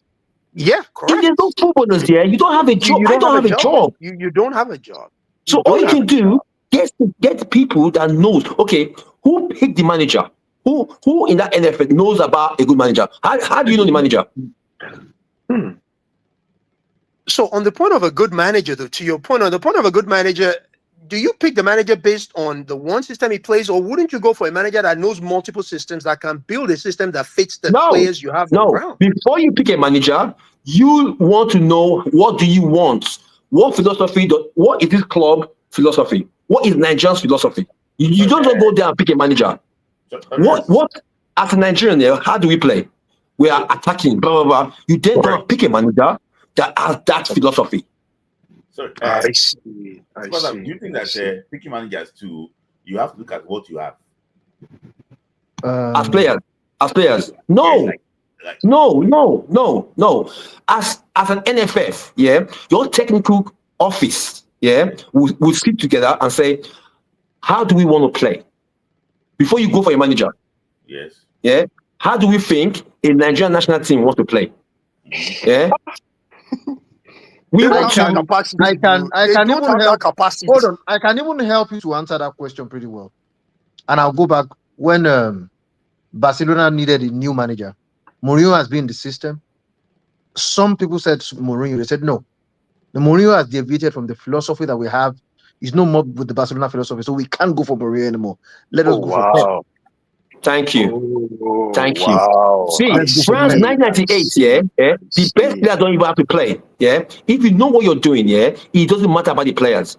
France, I think 97, 98, Eric Cantona was one of France's best players. He didn't play for the national team because it didn't fit to the system.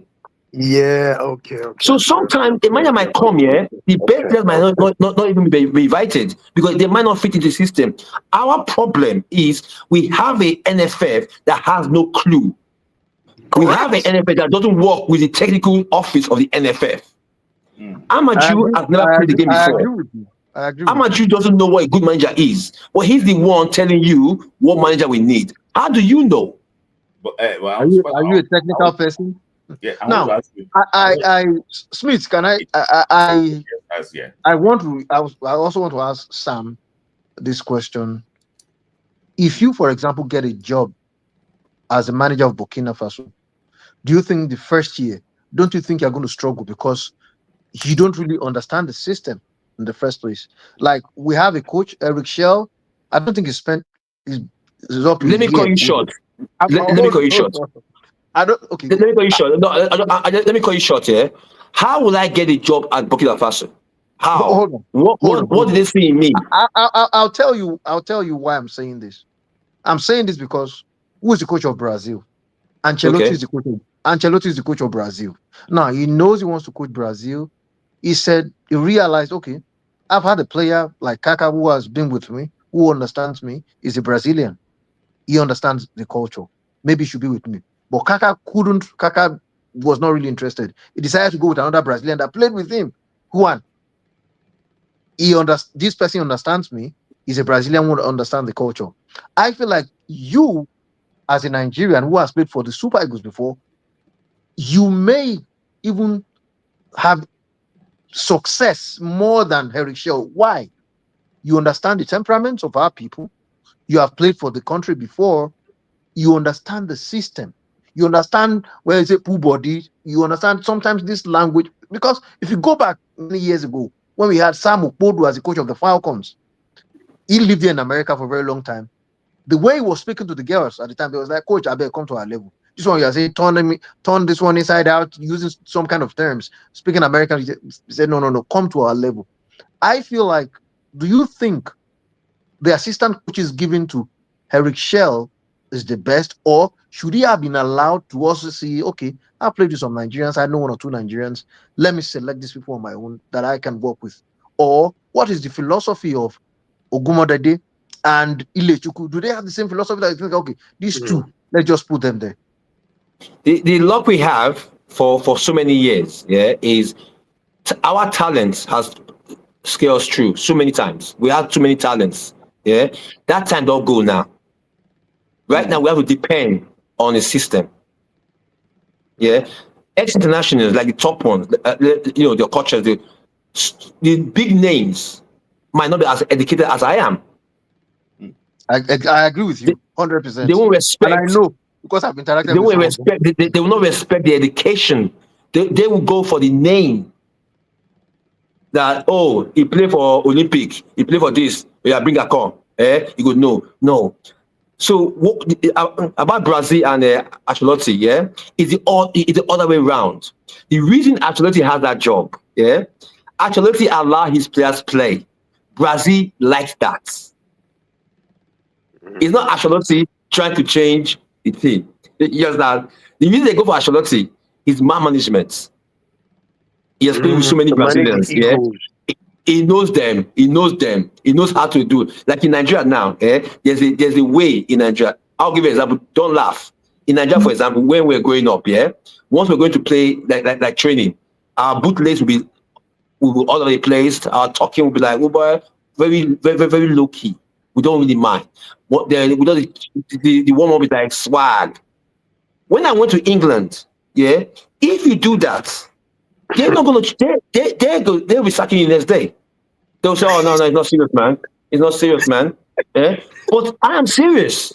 But I am serious. But that's how we do when we're growing up. Our shoelace will be there. Just come out. How far now? Just jog.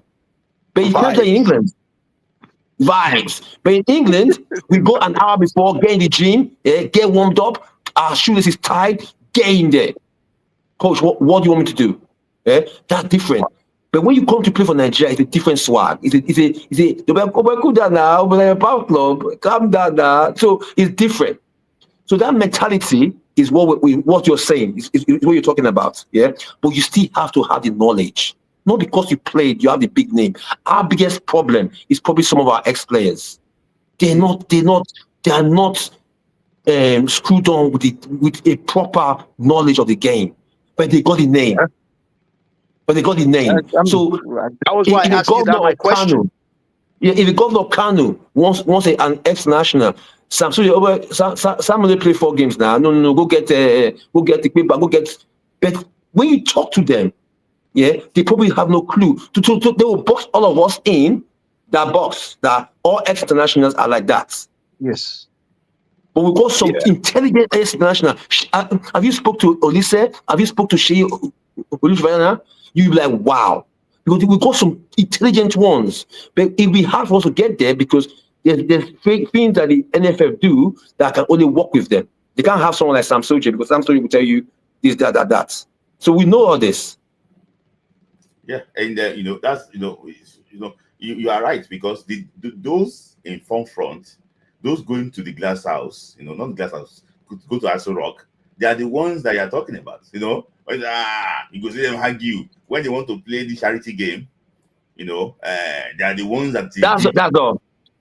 But when you sit down, if I sit down with the governor, for example, if I sit down with somebody and I talk football that I play for 20 years, you won't be able to say anything. I'm not saying I know everything, but you will know that this guy has been in this game for a long time. He knows what he's doing. He knows what he's talking about.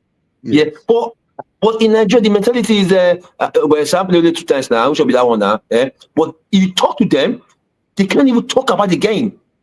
Our last game against Congo, I was crying from my living room, crying. All you needed to do, is just put a right winger, just put a right winger. Congo for change their pattern. Because that road for stop.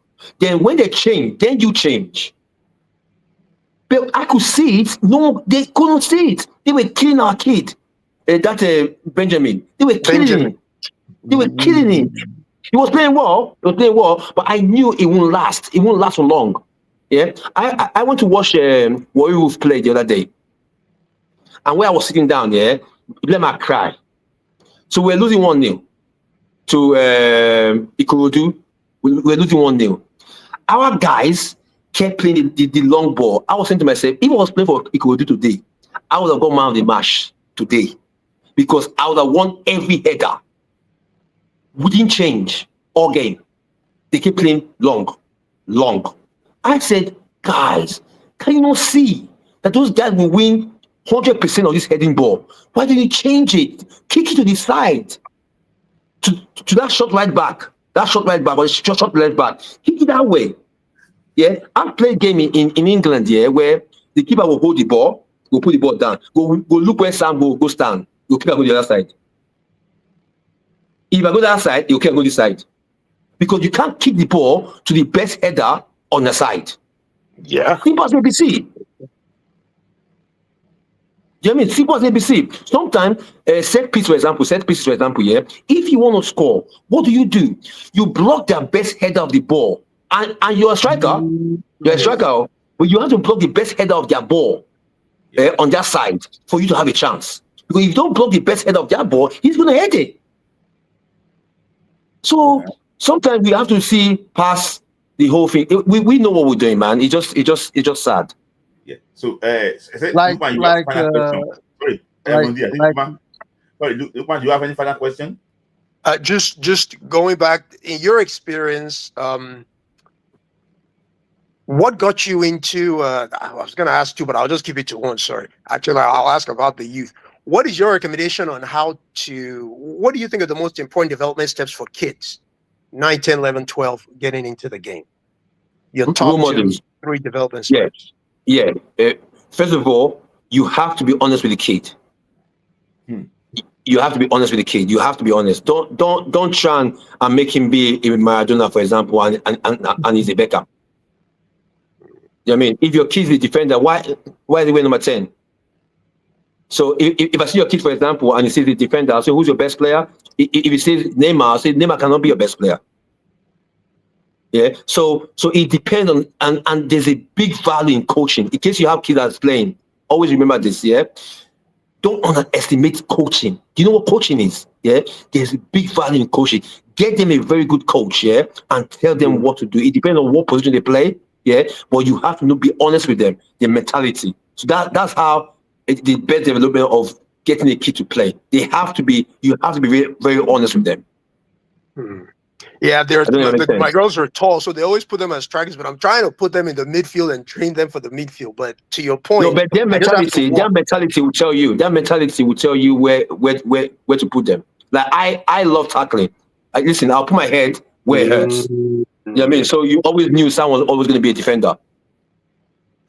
It's interesting you said that. It's interesting. One of them loves, she's quick, taking shots. She loves being up front. The other one loves, she's always asking for the ball. And I'm telling her, why are you yelling for the ball? Stop yelling for the Yeah. ball. But She's a she's always midfielder then. yelling for the ball. Give her the ball. Give her the ball. Yeah. Okay. Okay. Thank you. This is good. Thank you, guys. All right. Let me let others come in. Yeah. I So Ebony, I home stretch sorry, now. Because, yeah, like I sorry to I was just going to say this. When I remember when Sunday Lisi was got that Super Eagles job. I didn't want him to get the job, not because he wasn't good. Uh, I'm not close to him. I just sent a message to him on Twitter that instead of getting the Super Eagles job, you will cry. Why not try to get a job in the front office, like maybe technical director? Because when you get that kind of one, you'll be able to supervise. Because when you're a coach, there are things you need, and they are not giving it to you. Because I remember he took the team to South Africa. How can the coach was the one paying for their food? He was the one paying. Coach, the one, it shouldn't be his responsibility to be the one paying for this, paying for that. But we need somebody who, like you said, who understands the game, who has played the game, who has that administrative capacity to be in charge. Is the one that is going to know, okay, this we need to invest more in our under 17s. What is the Yeah. kind of football philosophy we want to do in under 17, under 20? For now, like I told Smith, like I think we should concentrate a lot more on our under 20 and I said that before you came on. I said exactly what you said before you came on. yeah, and under That's 23. That, and we have to look at important. the kind of players we're inviting. We shouldn't just invite players based on, okay, because you want them to get a place out abroad. And that is killing us. The quality we invite to under 20 and under 23, we have to be very, very intentional. And we have a lot of young players now. If we can do that, I think we'll get the result. And I also want to ask, what do you think about the hostel that they are building in Abuja? Do you uh, think that I shows? I think it's having issues with Maybe a call came in. maybe the question was coming because maybe some people are listening. You can see the view going in this thing. So, but Because the hostel in Abuja, Smith, like, what do you think? for Because me, I think I've not had that with countries country that has the vision, they want to develop their game. They will not yeah, say, okay, we are building this hostel, 60 something rooms, two pitches. Because when you talk about football facilities, I've seen the German national team, the facilities that they have. I've seen that of the Italian team. I've seen the Portuguese. I've seen the Brazilian. I've seen the Dutch. I've seen that of the Moroccan national team. We are not working in that direction. We just want to build this hostel. And like I've said, there used to be hostel at that Abuja National yeah, Stadium. What yes, have now you done what have to we that? done with that one? So it's just crazy. It's just crazy sometimes because at the end of the day, what they are doing, I just think that is the issue is about what? It's about maintaining it and making sure that we have the right thing. See, I don't want to say anything controversial here, but everyone, you know how the whole thing will end. So I don't want Yes, to go into all those things. between What months. do we do with those things? When the whole thing actually was just because when they finish it, they Have you might be seen the plenty. go out and check that hopefully maybe next year they'll finish that Mm. Kenyan stadium. Is it Talata or what's the name of that stadium? Go and check it. Go and check the Mhm. work they are doing in that stadium. Yes, I mean, the massive, massive projects. I went on one day that why is it now difficult for us as a country just to settle down and do something right? It's just sad. I think super time is actually what having issue with the internet, but like I would say, everybody we just put Nigerian football in God's hands because what Big Mm. Sam said here, we just hope that somebody is listening and think that okay, can gamble on Big Sam, maybe probably to get because people have been talking. I can say okay, everybody, I'm going to ask this question now. You are a journalist, and we're respected that way. I normally say that it's not as if you are here. When you talk, I learn from you. And I want to ask you this question: what is the problem of journalists with Mikel? Why are they waiting for him? What is it a crime to say that if I'm called upon, say that when he was in Super Eagles, he was a very snobby, he doesn't talk to journalists, he doesn't do this thing. What is that problem? What is the issue? But it's a I choice. think the issue is some of these people that you're talking about, these journalists you're talking about, that are saying we're waiting for him. These are well respected. Though. I don't want to mention them. Well respected. Hold on. Yeah, you may say a well-respected person, but tell me the organization, the person, what kind of organization is the person working with, One of the or best in the country. or as the person. You see, you don't let your, you don't let your. It's like, for example, you are analyzing football. Maybe you are with a TV station and you support, or you are running commentary between, let's say, Real Madrid and Barcelona. You are a fan of Real Madrid. You don't have to allow your affection for Real Madrid to, come into play when you are running such commentary. You are expected to be professional the way you are going to run your commentary. And I think we attach our personal this thing to the players. I have we always attach it to, like, separate your job from your personal issues, maybe with players. Do your job the way you're supposed to do it. Don't attach any personal Yeah. any Yes. opinion. If you are doing your job, Yeah. do it. If you're analyzing, do it with points, with facts. Don't Yeah. don't bring your own opinion into play. Yeah. I think that will always help you. And I mean, Yeah. you see, sometimes Evondi, well, fire question for you here. People just want to say that I think Mikel needs to actually was start from that position instead of jumping to the NFL president. That he should get FA position. So for his no, no, state. no. I think that's part of the problem. Why do you think you should get a position? You see, that is what has really stopped us from Imo getting State. good. I mean, hold on. I think these are part of the problem. This is why what has stopped us from, okay, now, are you going to say Michael Lemenalo, for example, if he can't be NFL president, he should go and be maybe in Abia State first? Are you going to say that Michael Lemenalo, who has been given the opportunity to run the Saudi league, has been sporting director with Chelsea, he's been with AS Monaco, so you think he has to go and start from the States? Mm-hmm. No, I no, mean, no. that's the question. I mean, that's it. That's the question. You see, That's we have created a system that is affecting us in yeah, almost all the sports, and it also happens, like in basketball, for example. It is yeah, also like that. People do. It shouldn't be like that. If the yeah, person now has the credentials, the yeah. person has the quality, let the person be there. But we have so much. The Okay. For basketball team example, was so supposed to say. for Yeah, continue, example, sorry, continue. for example, the NFF president that we have now. Tell me 5 major accomplishments that he has in the sporting sector before he became the NFL president, or three that you think, no, this man deserves to be the NFL president. Can we say, okay, I'm checking his resume now, this is what he's got, that is why he has to be the NFL president? Mm-hmm. Because if we have to separate ourselves. You see, this thing is the one affecting us in so many sectors. So many. Look at South Sudan today. Look at their basketball. South Sudan is a Mm-hmm. country of they are not. It's not up to 20 years. South Sudan, but they decided to bring. This guy never played for South Sudan. The president of the South Sudan, of the basketball association. But from Mm-hmm. there, he played for Great Britain. Well, obviously, was born in South Sudan. Was the one Yeah. running their basketball. Look at where they are. They made it to the Olympics within a Within very this short period. Why? Because they employed someone who who understands, understands? Yes. who has the Well, knowledge to manage the game. yeah. If we are truly interested in how to take our football forward, I mean, you Yeah. can say you want to bring Olofinjano, Yeah. the owner of Remo, can Yeah. manage our football. Yes. Sunday Ulisse can Can be man. there. Mike Menalo can be there. Chris, the man in CAF, Emerua, can be there. These are candidates that you think should be managing our football. No disrespect to those that are there today. What you don't have, you can't Yeah. really give. If And that's the truth. That is true. Thank you, everybody, for your time. Actually, wrap it up. Thank you for your time. I like to listen to everybody, and a lot of people. Just to respond to that, though, real quick, just to respond to Okay, that, I think yeah, he can come in as a technocrat, as an SME, subject matter expert, and all, but when it comes to just him getting the NFF position, the NFF president is beyond just a one man.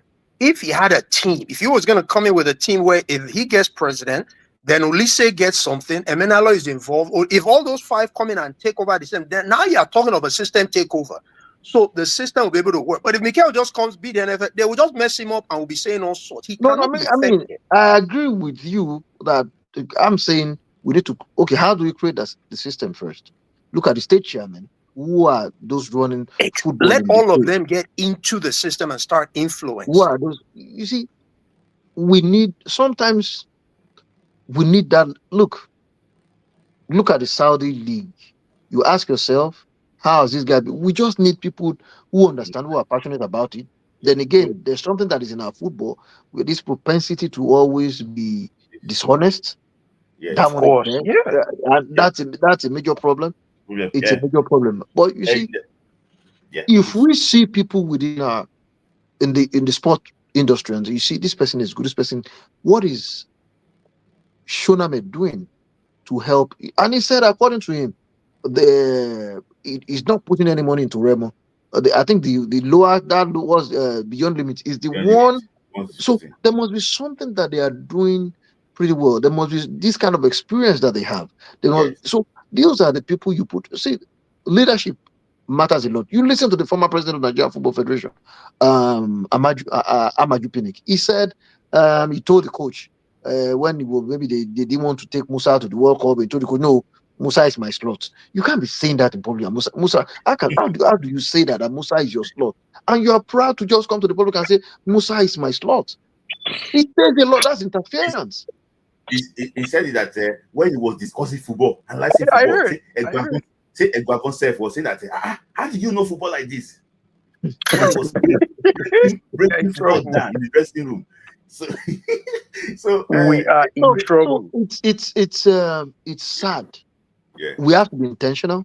Yeah. And we have to see when Super Sam was talking about something about grassroots football development. You see, you have to let young footballers know since from that child, it's not all of them that will turn out to be footballers. Now, some will have paths to becoming major sport administrators. Mhm. Some will have paths. You see, there are so many things. There are so many things you are going to learn from that. Oh, well, you can learn what it means to always be. When you're having a meeting, the meeting is 4 o'clock. You have to get to that meeting by 4 o'clock. You will learn something. Yes. There are so many things skills you will learn that you may not even be related to football. That is going to help you as a person when you grow up in life. Yes. I mean, but Absolutely. Yeah, I agree. Thank you, everybody. Thank you. All right. Yeah, all right. Just thank you. Let me just wrap it with Super Sam. I don't want to take, thank you, everybody. I don't want to, take your time too much. No. So thank you for always coming back again. So the big question I have to take: who is Lady V? If you want to come on, just come on for like 2 minutes. No, 1 minute. Talk to Big Sam. I'm struggling. My battery is struggling. Yeah. So let me just ask you this final question. Now we've discussed everything. If they call you today, maybe because I'm hearing that some people are really interested in the way the whole thing run, and they are chopping for fresh new people that can come and help Nigerian football. I'm talking about those that make decision in Nigeria. So if they call you now, you know the system you're gonna meet on ground. You know the system. You know. Are you ready to serve the NFL? Listen, we all want to work, but I think you've answered your question. Knowing that it won't work, there's no need. If you know it won't work, there's no need. So all what I'm saying now, if I go there and I compromise, compromise myself, it doesn't make sense, does it? Doesn't make sense. So you just pray. We all pray that someone comes along that really knows the game, that wants the growth of the game, and allow people work. Yeah. I think I agree with you. See, Lady V, you keep on joining, but I think you have issues with internet. I don't know. if you can sort your internet out, because I have to allow that. So, based on what you have discussed in the past, what I've been discussing here, and I'm going to ask you this honest question now: do you think, as a country that you know yourself, do you think we have the capacity to bounce back? If you guys keep giving the amateurs and the Gusos the platform to talk, we've got no chance. Until you guys understand where we are, how low we are, Yes. then we have a chance. But if you guys keep giving these guys the platform to talk and say things that they say, and getting a coach that says voodoo made us lose, we've got no chance. And somebody just asked me, I'm going to ask this one too, about John Mikel. People, I don't know, maybe you played with him. You play with him? Mikel Obi? Who? Mikel. I did, yeah. I did, yeah. Okay. Yeah. So I know that you were like most of a senior player to him there. So yeah, kind of, but he was it was already established when I was there.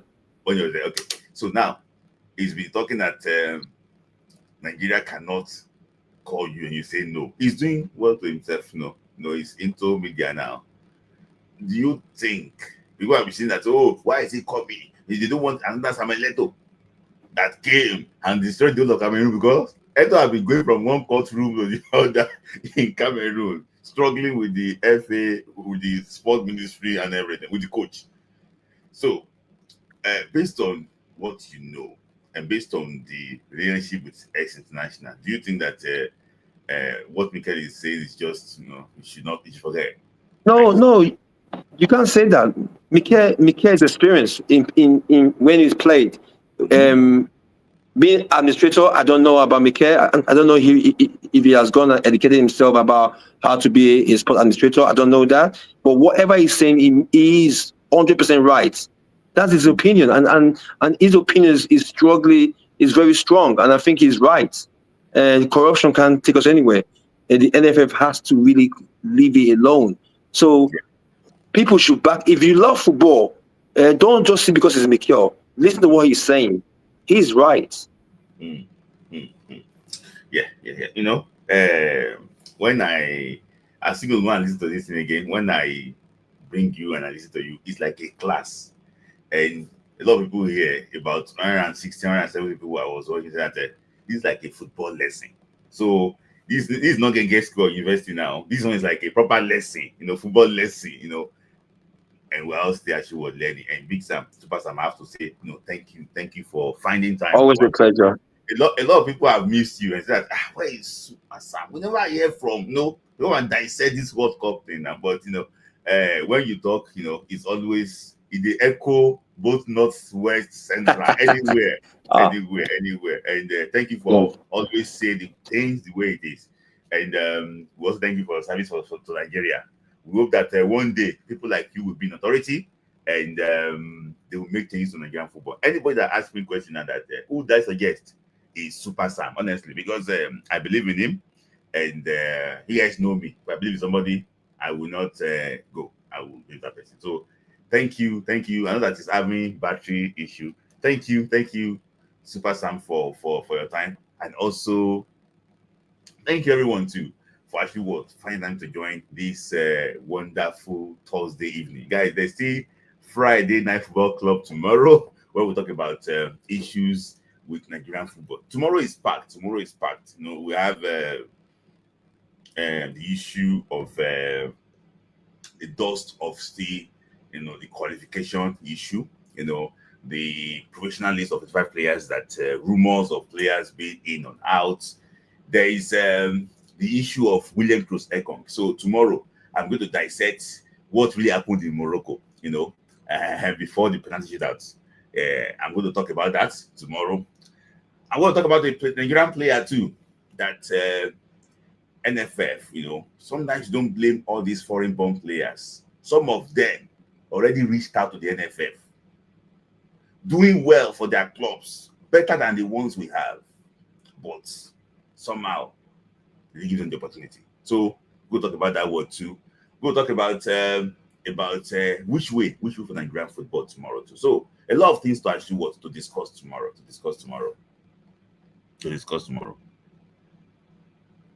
So guys, we are 460 people watching the video sometimes. Temitope was in my waiting room. I don't know why Temitope was there. Maybe Temitope whatever want to ask me questions at all. But Temitope, yeah, because I've been there. I just going to give you like an audience of like 1 minute. Temitope, you have been here for you slept, you woke up, you are still here. So Temitope, final word from you. Let me hear from you. Okay. Final word. And then everybody should go. They Everybody should should go. go. Everybody They should should go. go. That's what they should go. They Let's should go. go. They should go. And I'm tired. yes, they should go. They should go. Thank you, Temitope. Thank you for that.